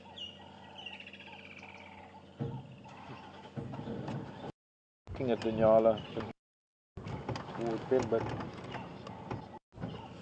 looks like he's after something. Oh, here he comes. Back this way. I suppose since nyala's barked at him already, there's not much point in him trying anything.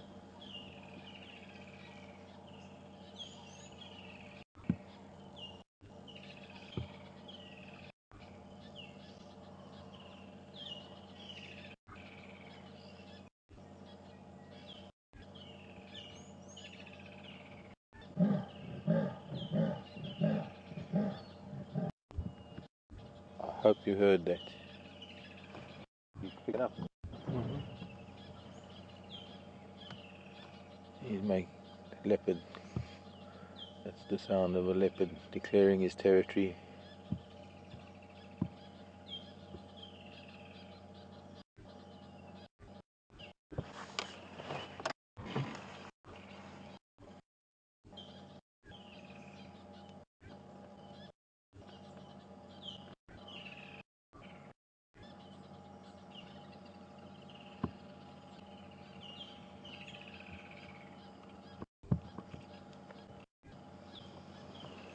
Sorry, Mvula. Sorry, dude. Didn't mean to force you to.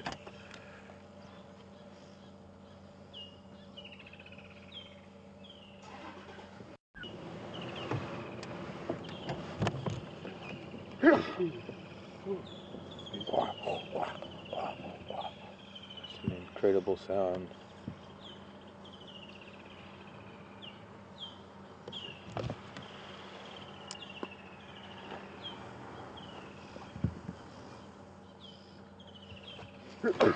Bless you.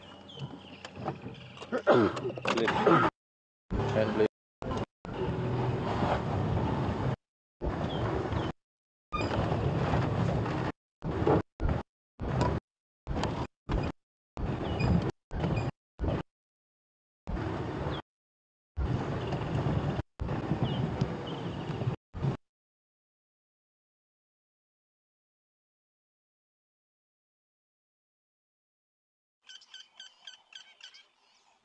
Hello everyone. Being out in the bush and being out there live has its technical challenges. We're experiencing some of that now and are working on it as fast as possible to get it sorted and get you back in the vehicle with us.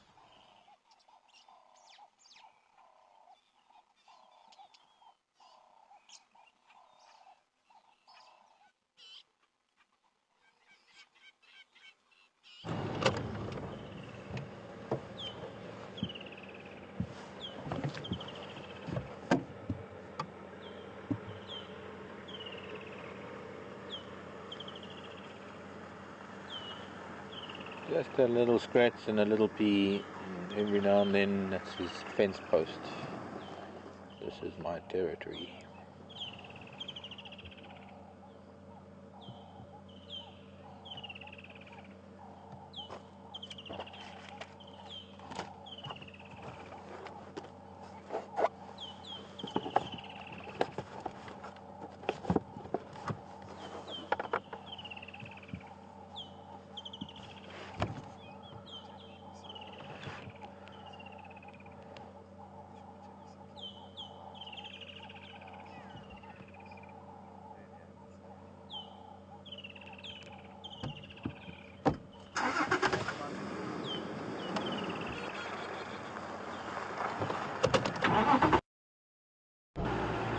We get to follow him some more.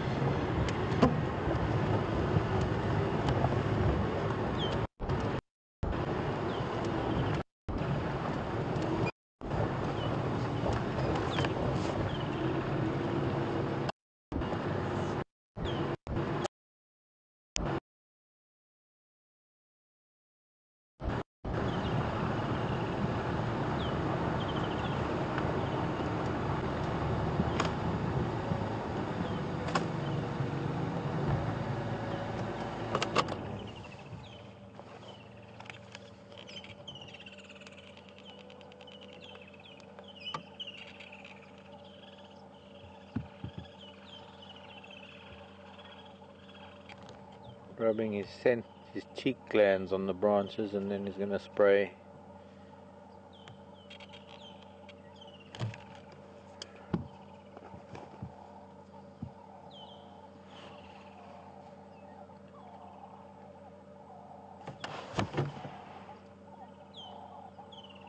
I'd say we've almost covered about a mile already.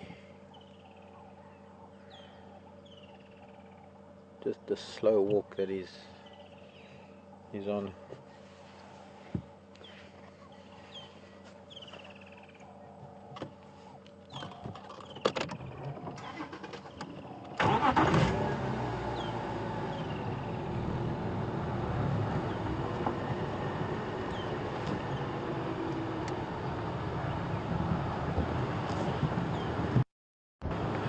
Quite often, Andrew, when you find any species, two males that are of matched size, you will find that a fight can be very intense, if not to the death, because normally the way it works is that a weaker individual, a smaller individual will give way, will submit, or rather acquiesce, and rather serious injury.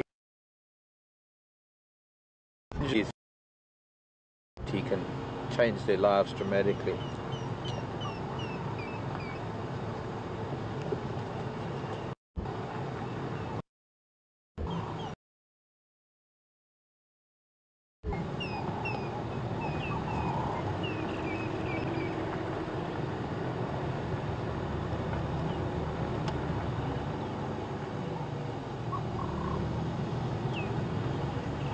But sometimes it happens. Sometimes fights are inevitable, where neither one wants to give way, and that's when the fights can get deadly.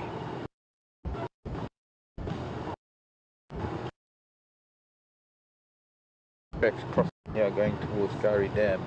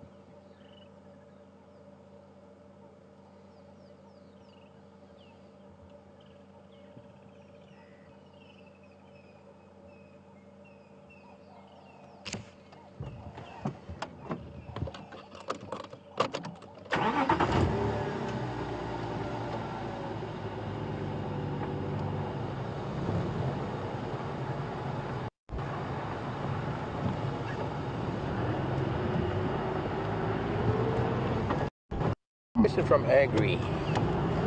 Are leopards generally loners? Generally speaking, yes. They are.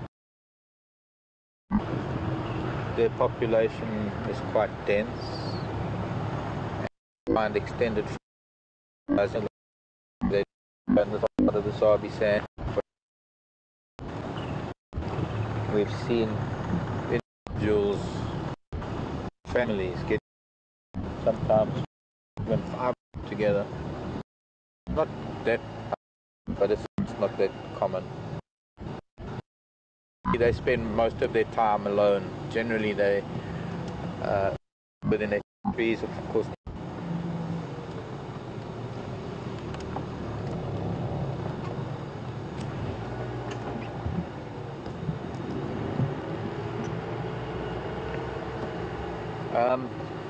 Sorry, other radio, I've got to listen to it.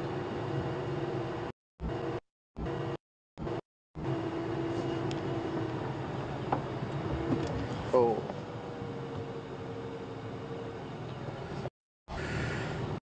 Third echo coming in.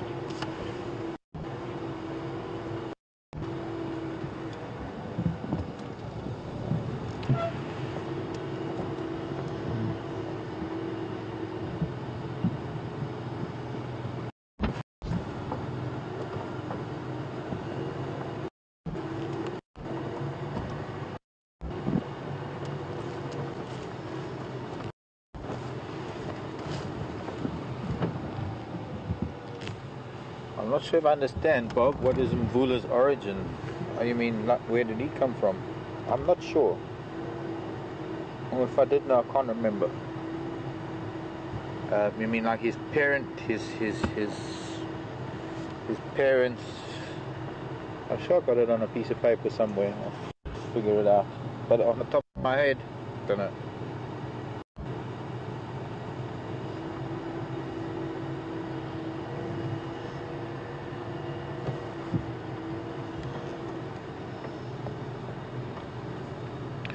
I guess maybe what we should do is go over to Philemon's Dip, see if we can find Karula, because with the third vehicle coming here, it's going to be impossible for 3 vehicles to follow him, to see him.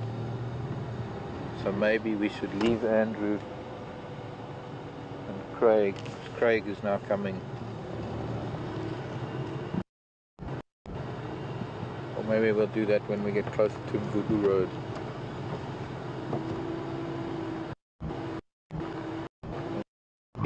There might be a few patches of soft sand here where a track might be visible.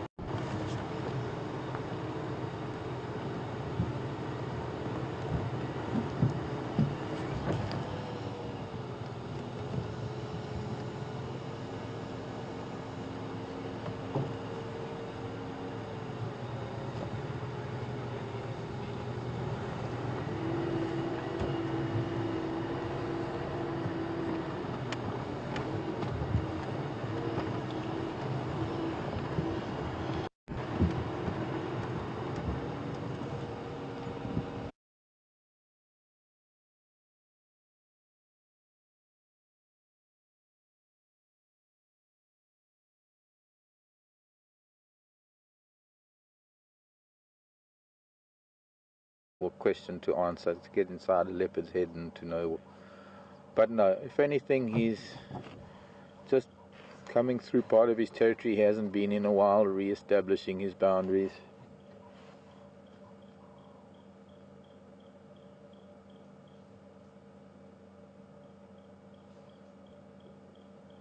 I guess if he came across her scent, if he came across places where she'd been and she'd been spraying, he would be scenting more. He would be doing that phlegm and grimace a lot more, using his Jacobson's organ. Maybe she's in estrus, not sure.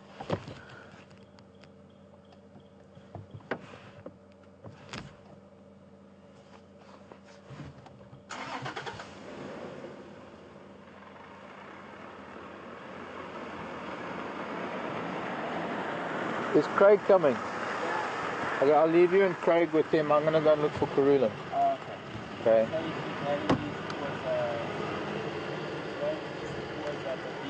Okay. Okay. Cool. Thanks, Andrew.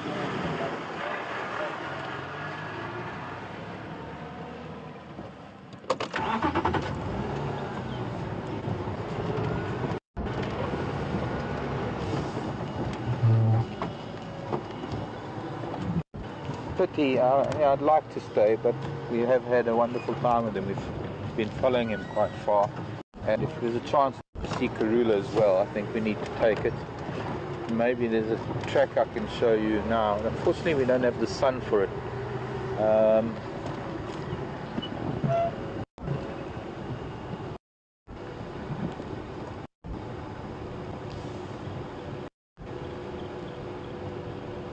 And driving behind him, we on top of his tracks. No, there's nothing there.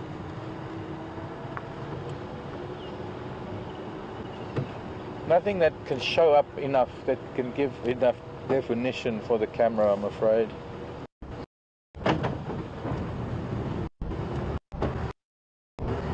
Light's just not right.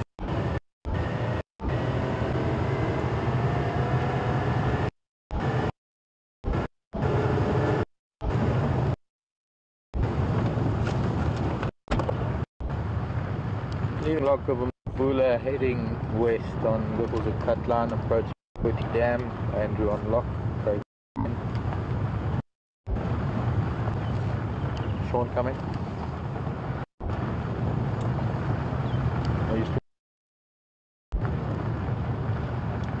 I'd like to make my way through.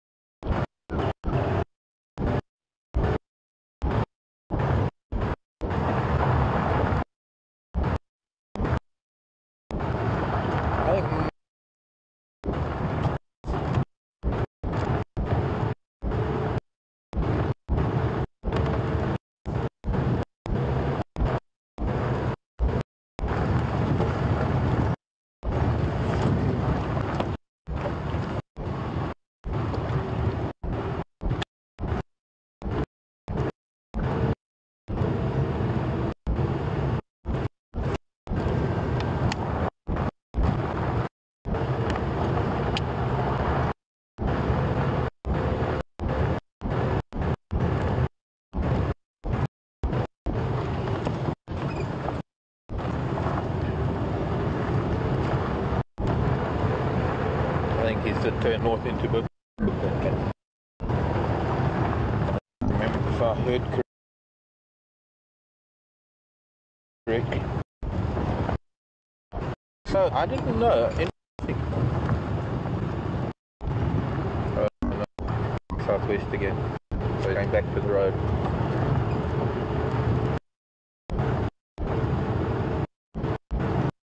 I think yesterday.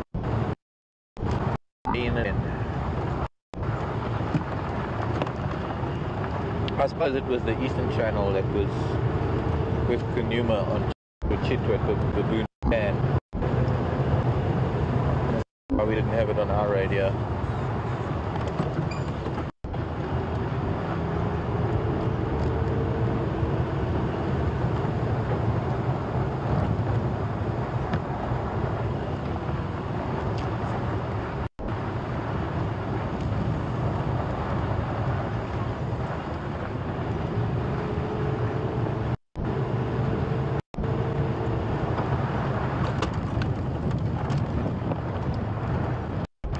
Craig, which side of Buffalo's is he on? Buffalo's cut line.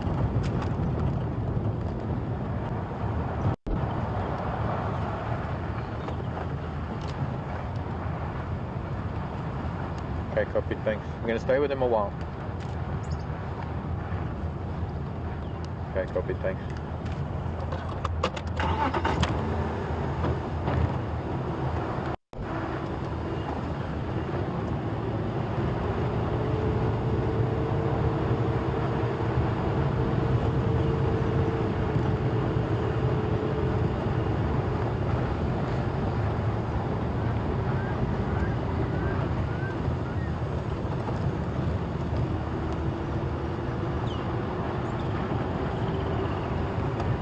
Baby elephant track dung wasn't there earlier.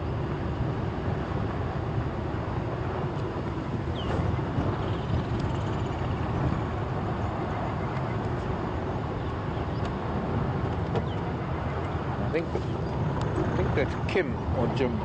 Kim. San Diego. Saying that she's allergic to cats, domestic cats. You know, you're likely to be allergic to big cats. I think maybe, I don't know. What you're allergic to in cats is not so much the fur as much as it is the saliva. It's the proteins in the saliva, I think.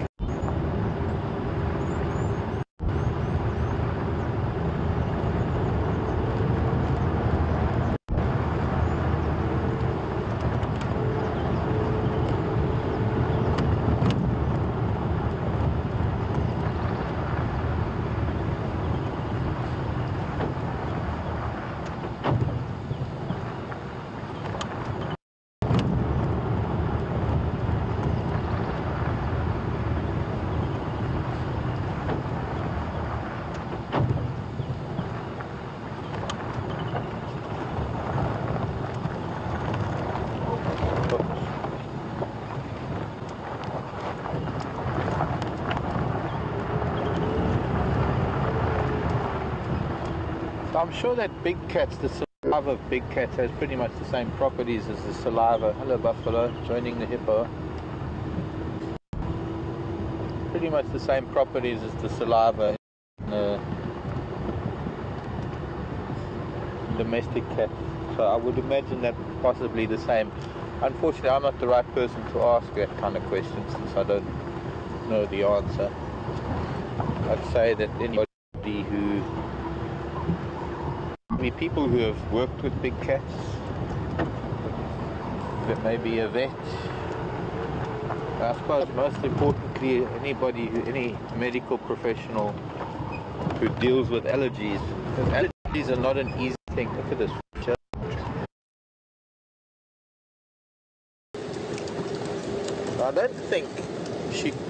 I think she might be a little bit too far from him to have heard his call, especially since he was calling towards the north. The way a leopard call works is you hear it much better the direction that it's calling, that it's facing. You know, if you were behind a leopard, you don't hear it as well. Elephant. was up here, went down to the dam.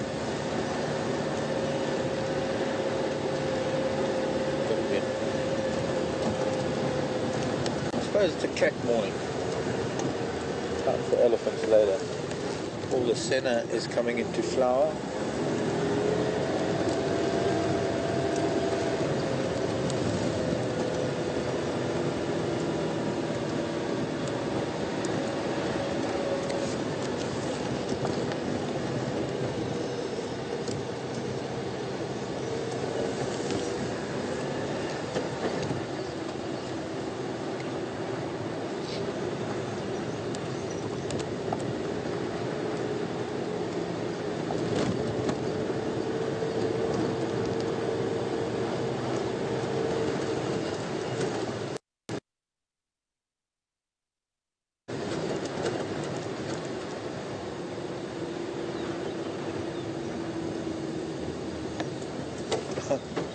Sorry, just got that kudu, female kudu, she's running away now, bringing her family with calves out onto the open area, and she was watching this big boy on our right, who's watching them.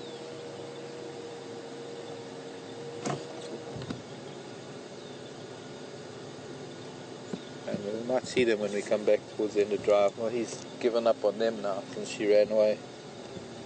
Turn around. That's what one of our local kudu bulls that we see periodically. Magic bull.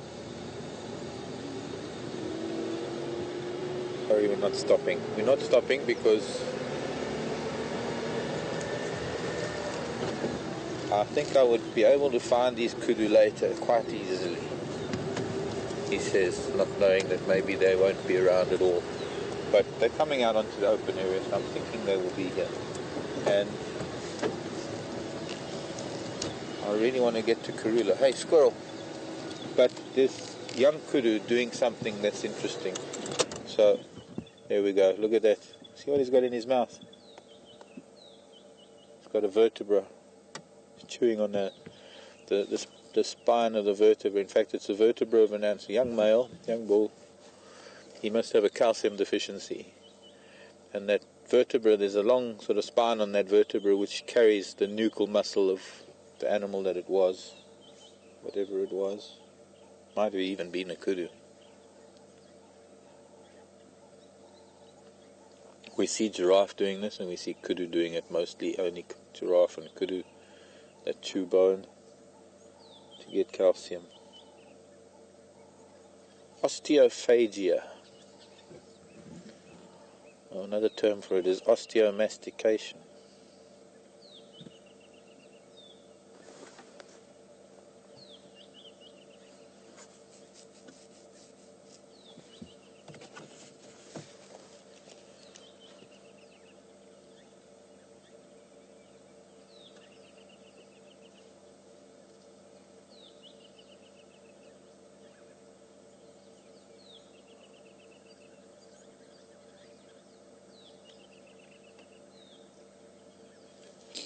Maybe I can remember. I'll try and remember where that piece of bone is. We can come and collect it and have a look later. Probably be sticky with his saliva. So as bones age,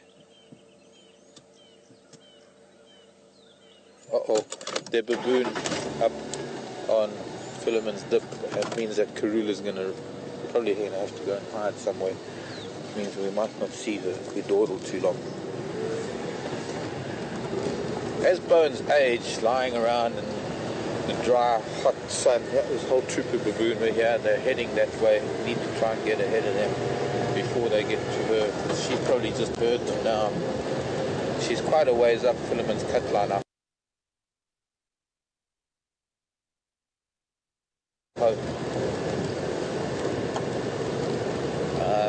I don't think she's in any danger. There's a huge troop, and a huge troop of baboon can really intimidate a leopard. There's a lot of shouting and screaming going on here.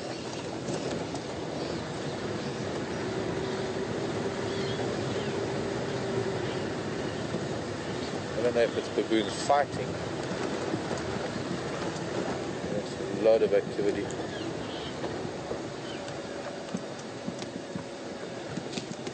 The dust from the troop. It's just that with all this baboon activity, she's not going to be sleeping anymore. She's going to be very aware of what these primates are going to be doing, and if they start going her way, yeah, I think there's a baboon that's already barking. Yeah. Hope she's still there. He's barking at something. Yeah.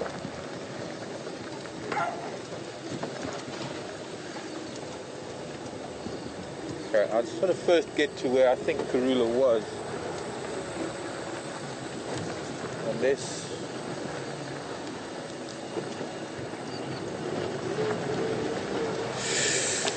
I don't know. Baboon barking, all this noise. She might have moved down here already from where she was after Sean left her, one of the guides from Arafusa. He found her after he was at the den.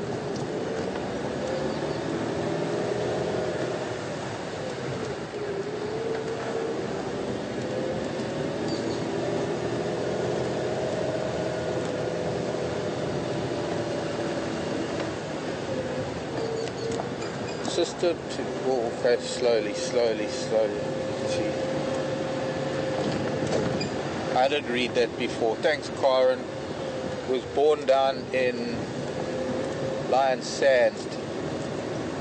The outcrop female. Outcrop female, I guess, is there's a rocky outcrop down on Lion Sands. Outcrop female, and then Warthog Wallow female was his sister. Warthog Wallow is a dam, like treehouse dam, but it has a blind, or what we call a hide. They might have rebuilt it now, because I was there 25 years ago. Buffalo and elephant.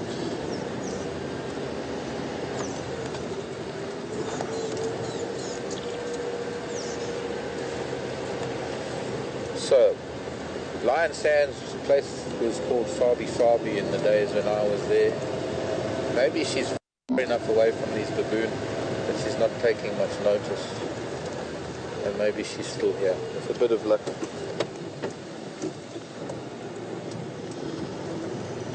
With a little bit of luck. Buffalo here as well. Buffalo won't take kindly to a leopard sleeping in the road.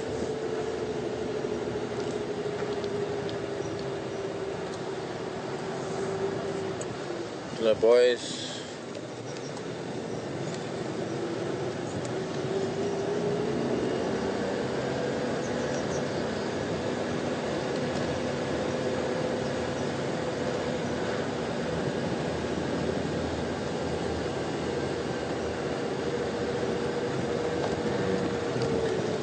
I think we've lost her.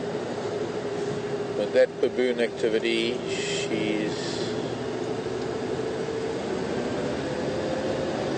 we're well beyond the point where she was left.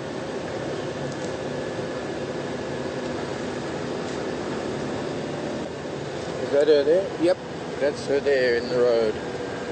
What a relief. Wow.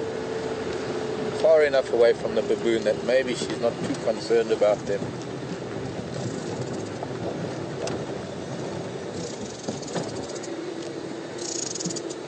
But I wonder if maybe there isn't another leopard down there in that Philemon's Dip.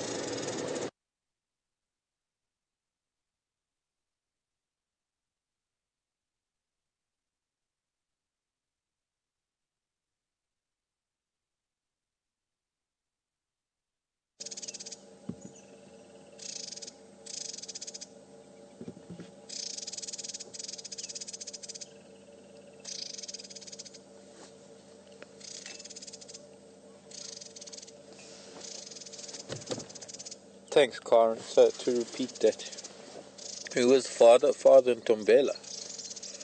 So was something.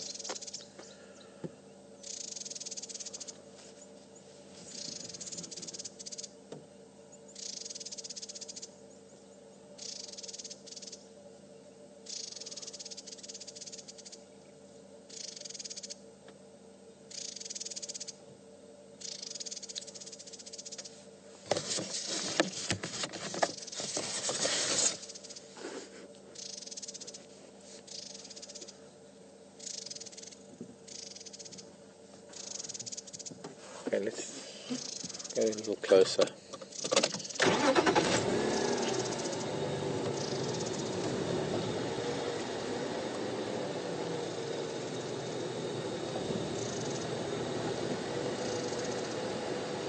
Hello, Karula. Hey, pretty girl.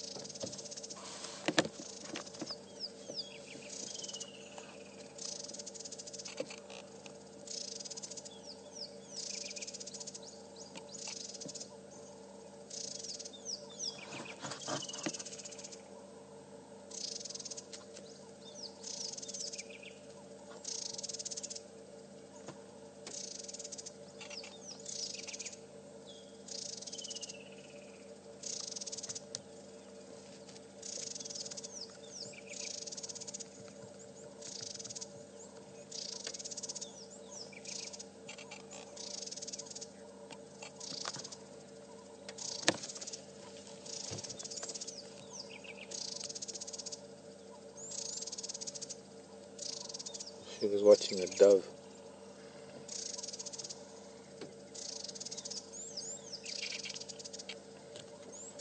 She's also going to start getting hot soon because the sun's coming out. You're going to have to get up, girl. Go and find some shade because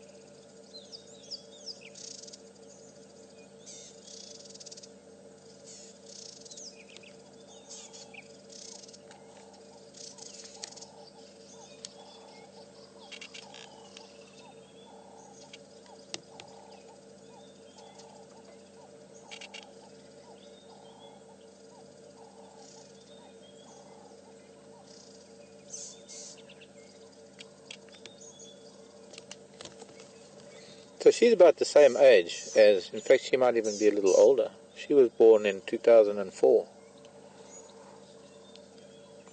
I think Mvula was born 2000 and might have been end 2004, early 2005.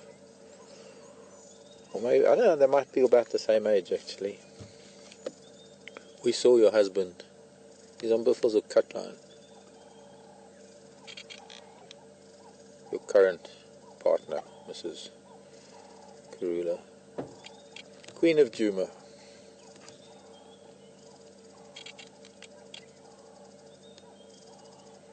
She's gonna get up now. One more yawn maybe.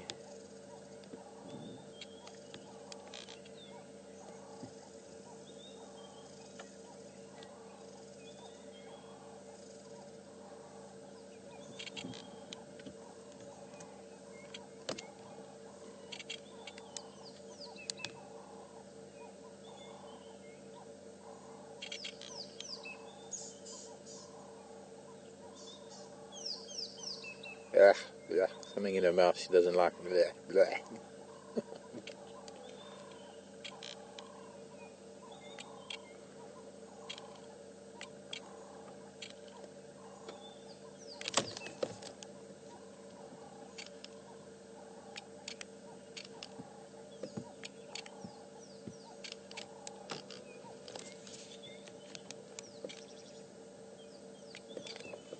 that pretty girl?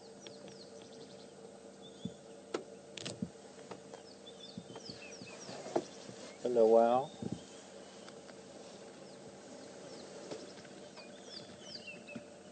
When we drove here this morning after the hyena den, this is almost exactly where I said, here, kitty, kitty. You know that? Remember that? We were driving up here and I was going, here, kitty, kitty, kitty. Yeah. She did. She's been waiting for us. Yeah. She's heading towards. Maybe she's going to go to the dam. Hope she doesn't. Well, I think those baboon have probably gone further south by now. I don't know who they were barking at. Maybe there was another cat.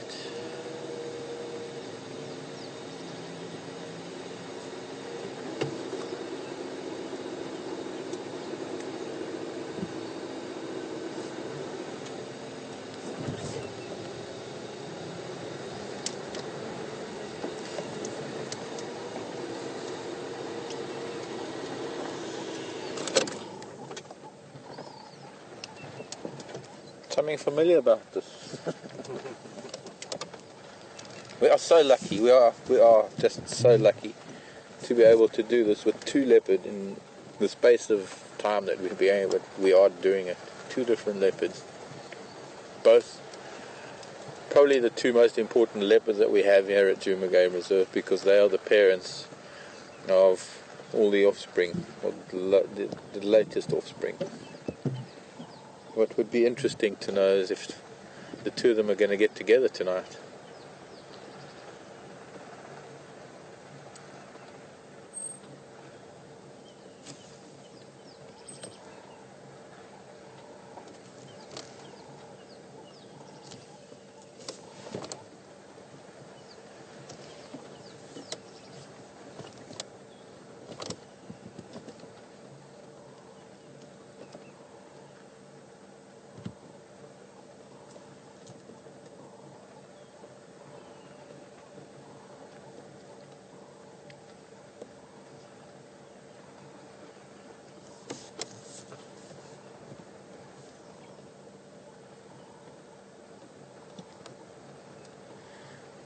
That's right. Karula will be 11 in March. That's right. Thanks, Karen. So I guess she's a little bit older than Mvula.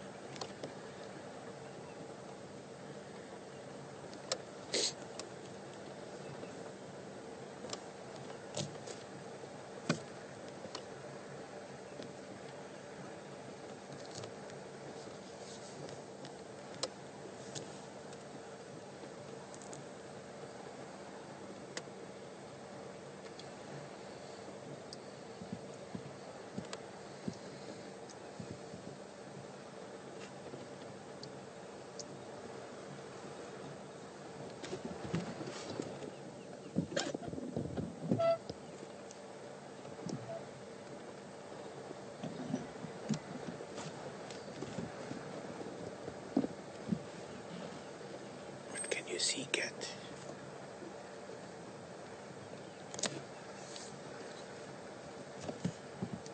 Maybe now I'll be able to look at a track.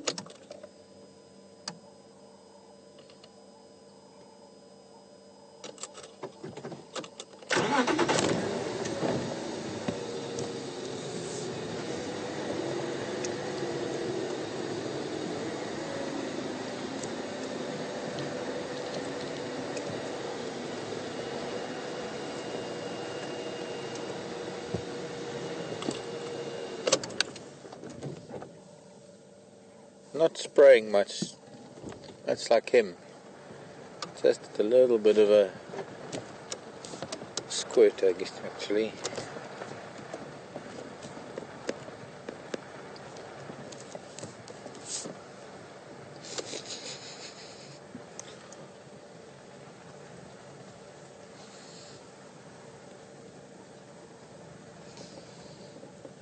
Eliza in Calgary. If they met up, would they show the same sort of emotion and affection that lions do? I know, no, I wouldn't imagine it's the same. I don't think so. I think it's a moody thing. Depends on what mood she's in.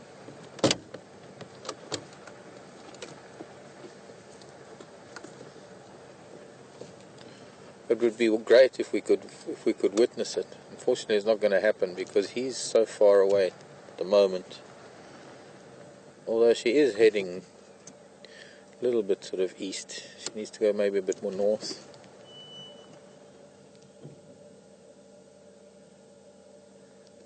But he seems to be heading more to the west. So he's way north of us heading west, and she's now here heading east. But if he reaches the edge of his territory, he's going to swing back and come through Juma, I suppose. And then he'll pick up her scent. And then tonight they will no doubt vocalize.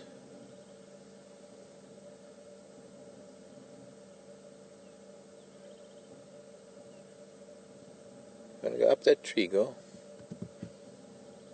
Vantage point. She's going to go down to the dam.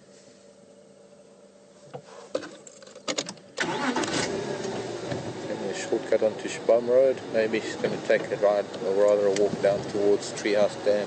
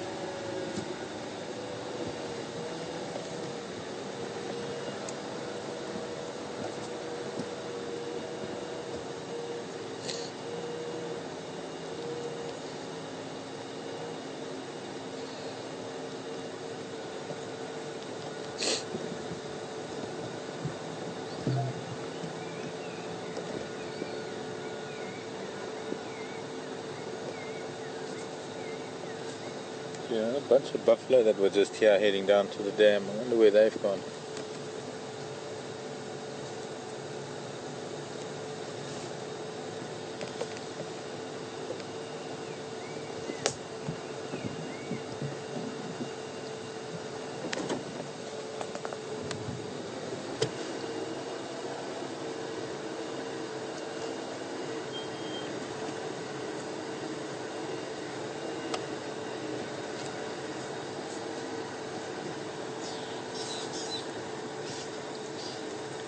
Woodlands kingfisher shouting, I don't know.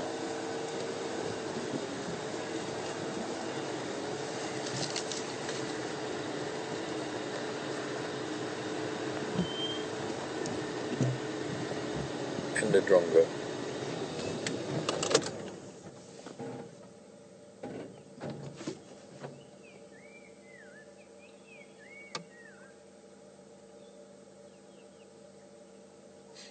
Something there that's got her attention.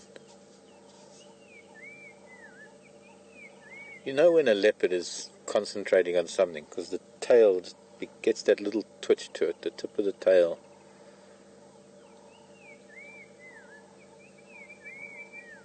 I think I had a question earlier about Mvula. Have I ever seen him on a kill? I have, a couple of times.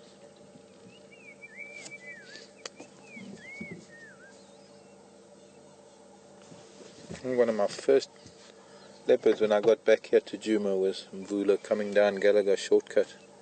It led us to a duiker kill that he had. Something in there that's quite thick, round leaf teak. There's something in there that she obviously heard something and then saw something.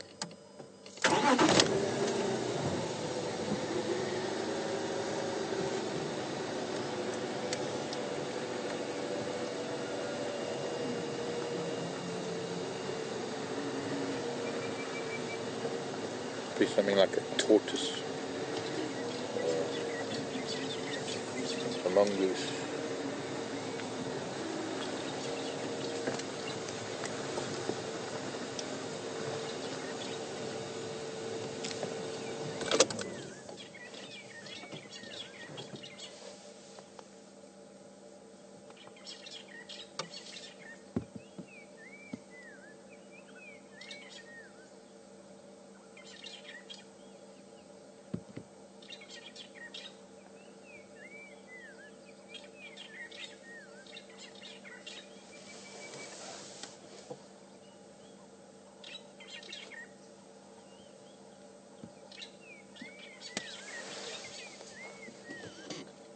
Maybe a snake even. She's being quite cautious.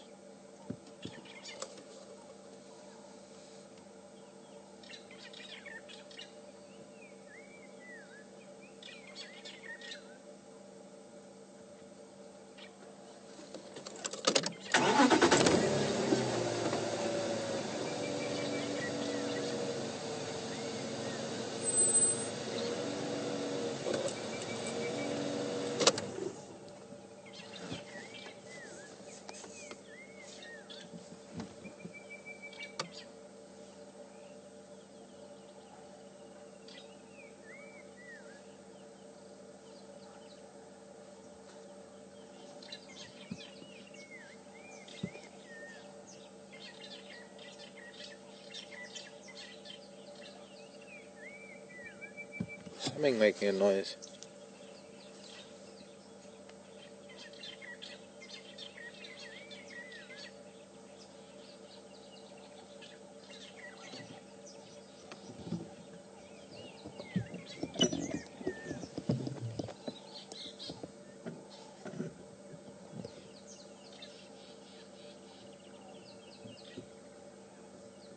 Impala, I think. Quite deep in. Sounds like maybe Bachelor Boy is doing a sort of pre-rutting noises.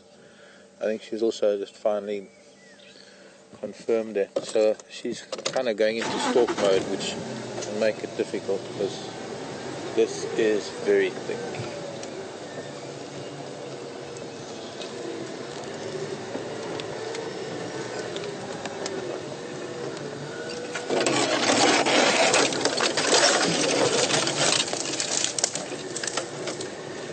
Suddenly making a beeline for his Impala.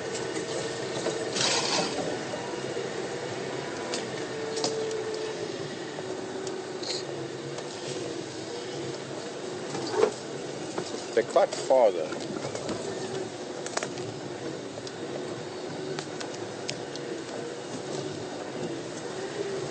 I don't even know if I can get. I'm going to try and follow her. It's going to be difficult getting through here.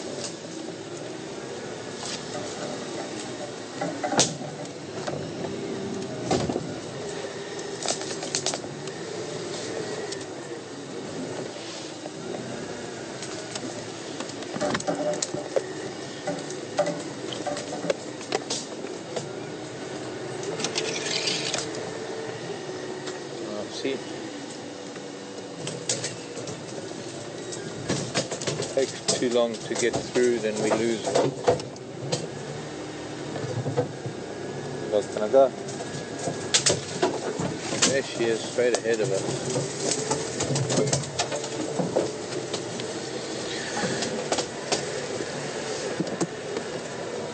Far too much. Okay. Gallagher shortcut is just on the other side of this.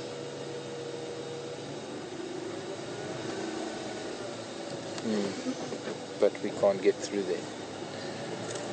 We have to go. It might be the last we see of her here.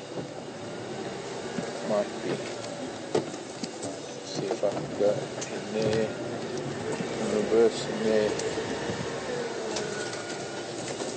Unless I won't get through anywhere here. I have to go around as quick as I can, and maybe go to find the Impala and just wait with the Impala until she strikes, if she is going to. Good chance she will.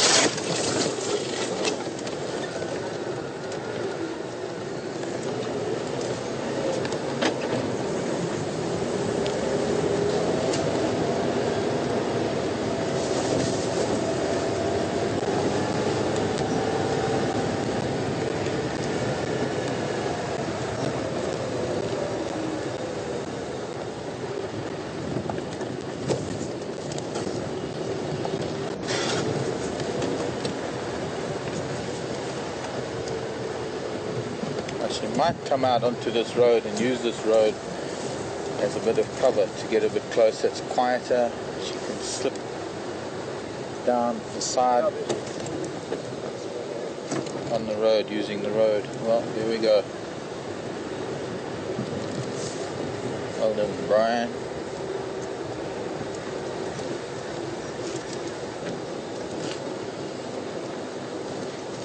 Can't lose your tail that easily, girl.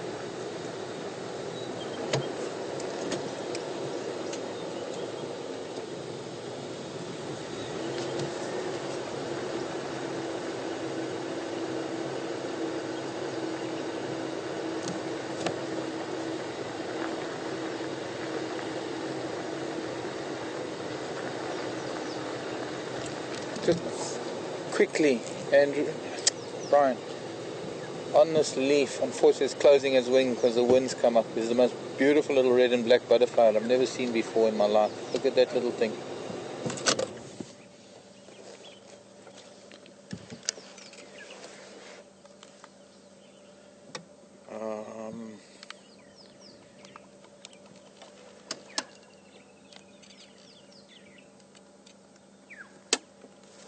I have to get a screenshot from somebody because I might be able to get a picture of it. That is an incredible little butterfly.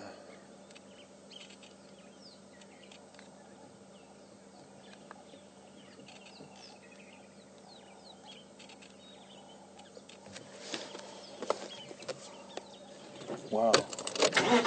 Tiny little thing. It's only about half an inch from wingtip to wingtip.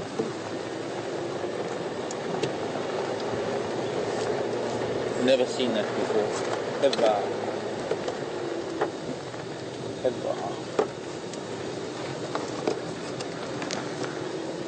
Butterflies, where's the butterflies? Alright, I'll have to wait till later. I'll play with books right now. I heard Andrew and Craig talking when Jeffrey, I think in Texas, have we ever tested her urine to see whether she's pregnant? We don't have the means to do that, Jeffrey, unfortunately.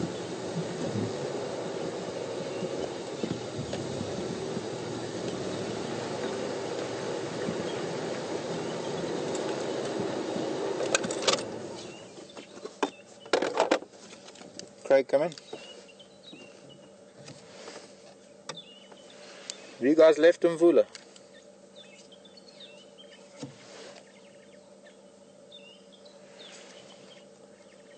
Okay, so he's on Buffelshoek. Okay, Karula's heading south now on Spam Road.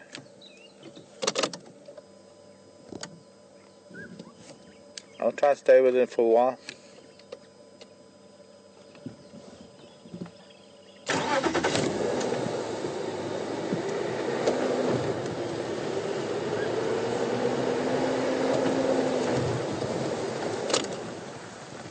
Okay, I'll let you know if anything changes.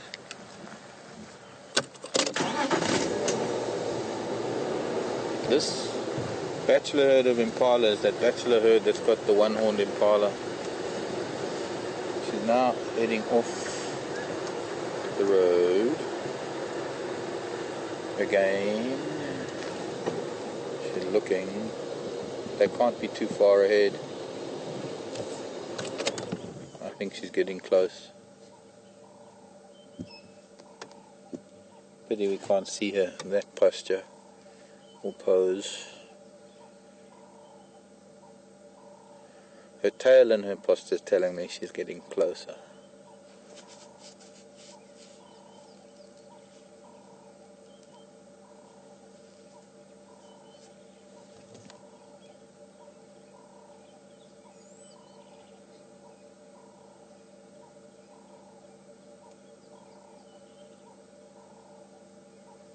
So she'll use the base of a tree as camouflage. Okay. While she's sitting, cleaning up on it, go forward a little bit. Maybe we can see one or two of these rams.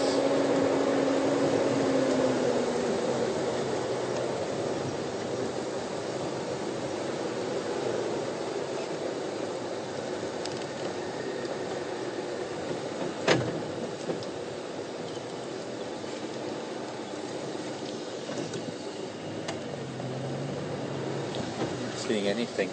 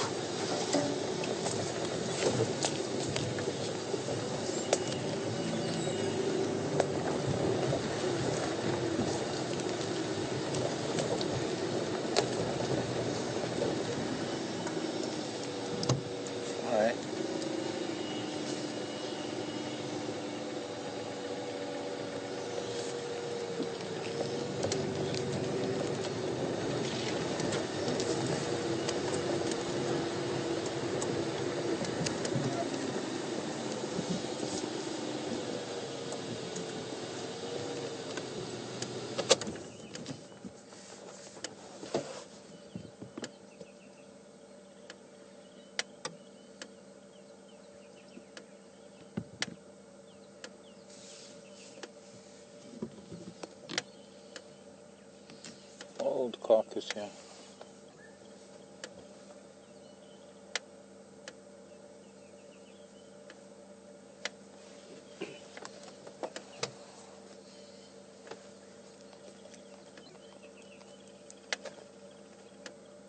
Okay, time to lie down for a bit.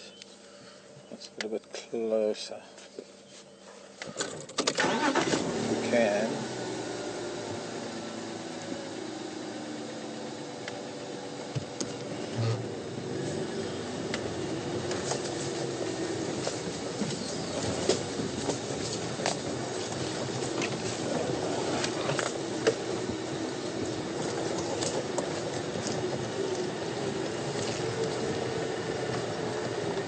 I think we can. Try.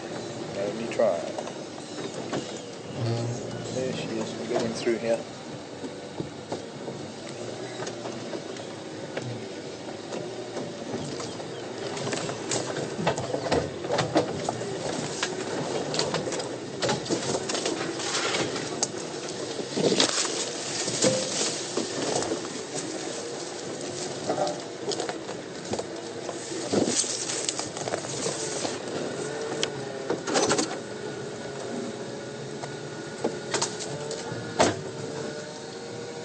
Just in the way.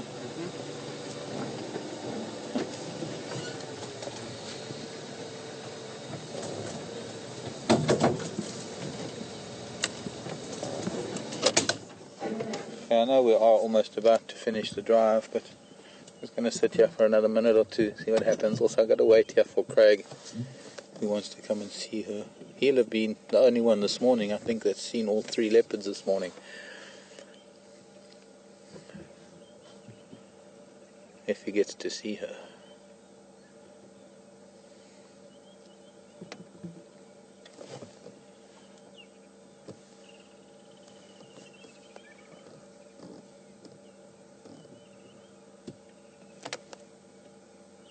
The Sphinx.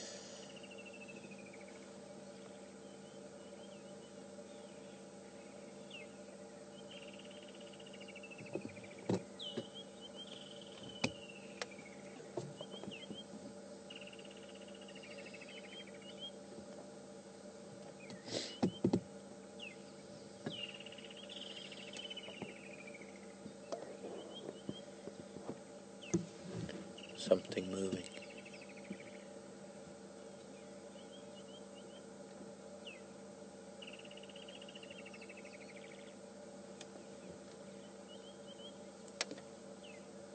No, she's.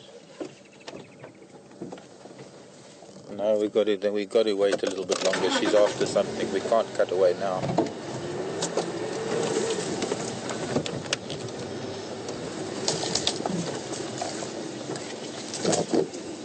She's now gone into full hunt mode. So for now, for the time being, we're going to have to wait and see what happens. Yeah, there's Impala. I can see the Impala ram just through this very, very thick bush. I'm not going to try her. She's probably gone around through this thicket. We're going to have to sit and just wait here and see if anything happens. It could take a little while. But the Impala are moving right to left, just behind this big thicket. This is a thicket we watched her son, Mishu, one day chasing a young steenbok.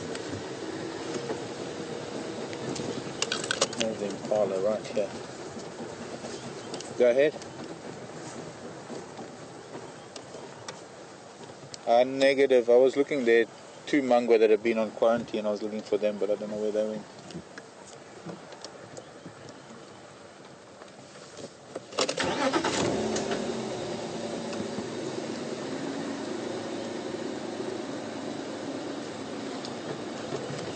There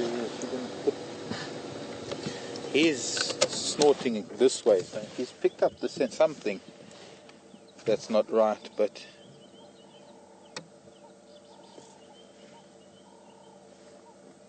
he's looking this way. He seems to think the danger is this, from this angle, and I think she's going to come up from behind him. She's somewhere behind him.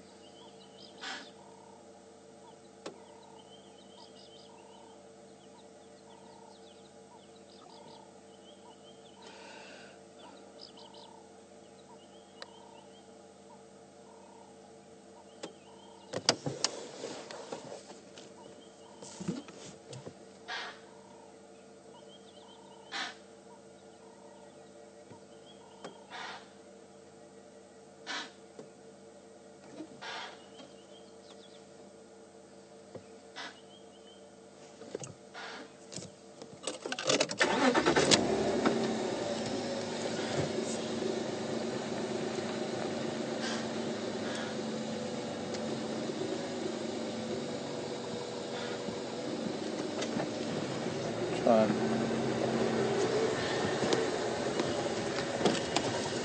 another tactic.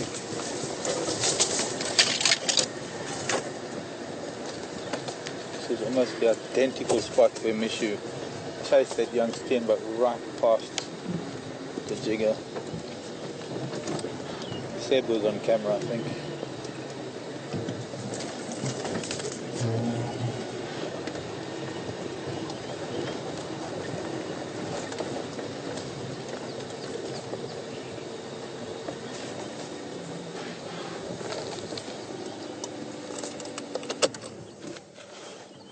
And you see him, was this in the way? The quarry in the way. No, it's Karula. She might actually not do anything.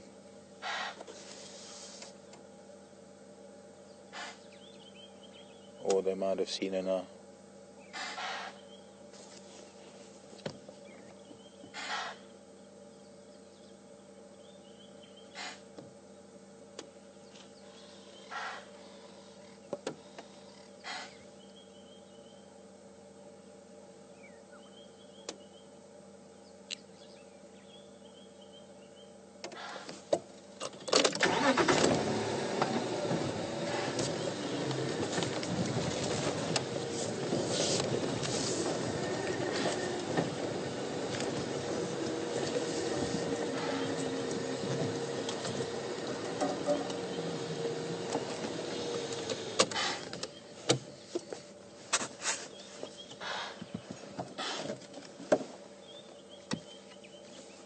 Now Craig lost visual of her for the time being. She's stalking some marla.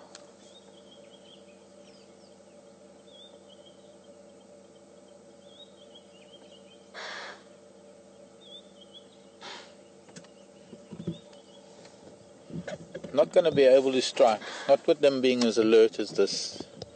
She would have to get right up behind one of them to strike to actually make a kill. So for some reason, they might not know exactly where she is, but they know that she is here. They know that there's something up. This alarm snorting is general. They're sort of snorting in every general direction. So I don't think they've quite seen her yet, which is maybe to her advantage. And all she really has to do is lay very low right now. All she has to do is hide in some really thick bush and just let them calm down. Once they've calmed down, she can go back into trying to get closer to them again.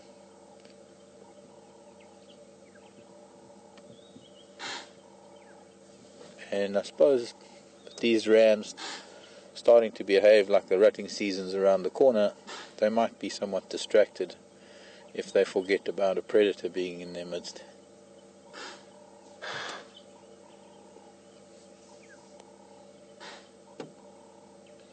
See, he's just throwing snorts anywhere, any which way, hoping that one of them will be in the right direction and get the cat to move, but it's not working. She's not going to move.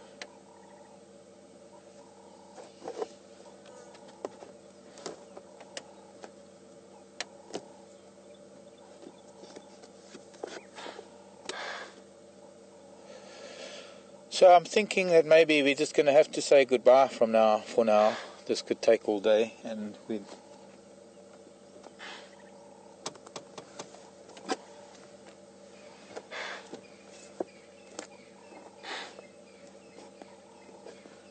can only hope to find them again later.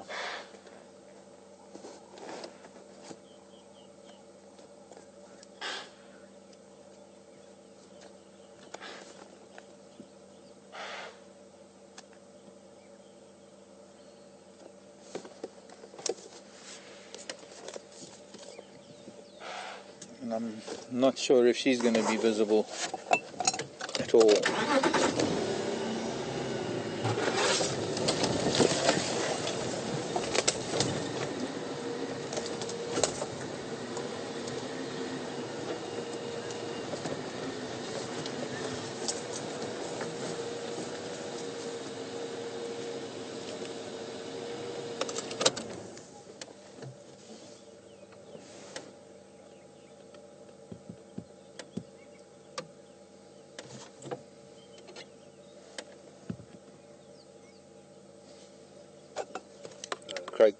Hmm? They've seen it now. Oh, now I can see it. If I go forward, I want to try and get a shot. If he's going to stay there, of her through his horn. Oh, he's coming. Well, I suppose since they were alarming and they were already alert, there wasn't much chance of her hunting.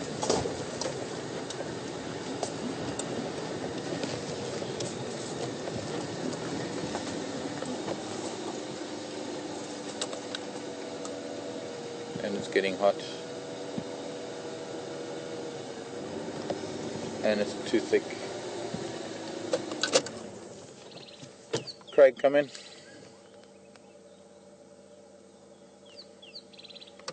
Now Craig, she made a play for some marla. She's heading through some thick stuff, probably towards Treehouse Dam. I might lose visual.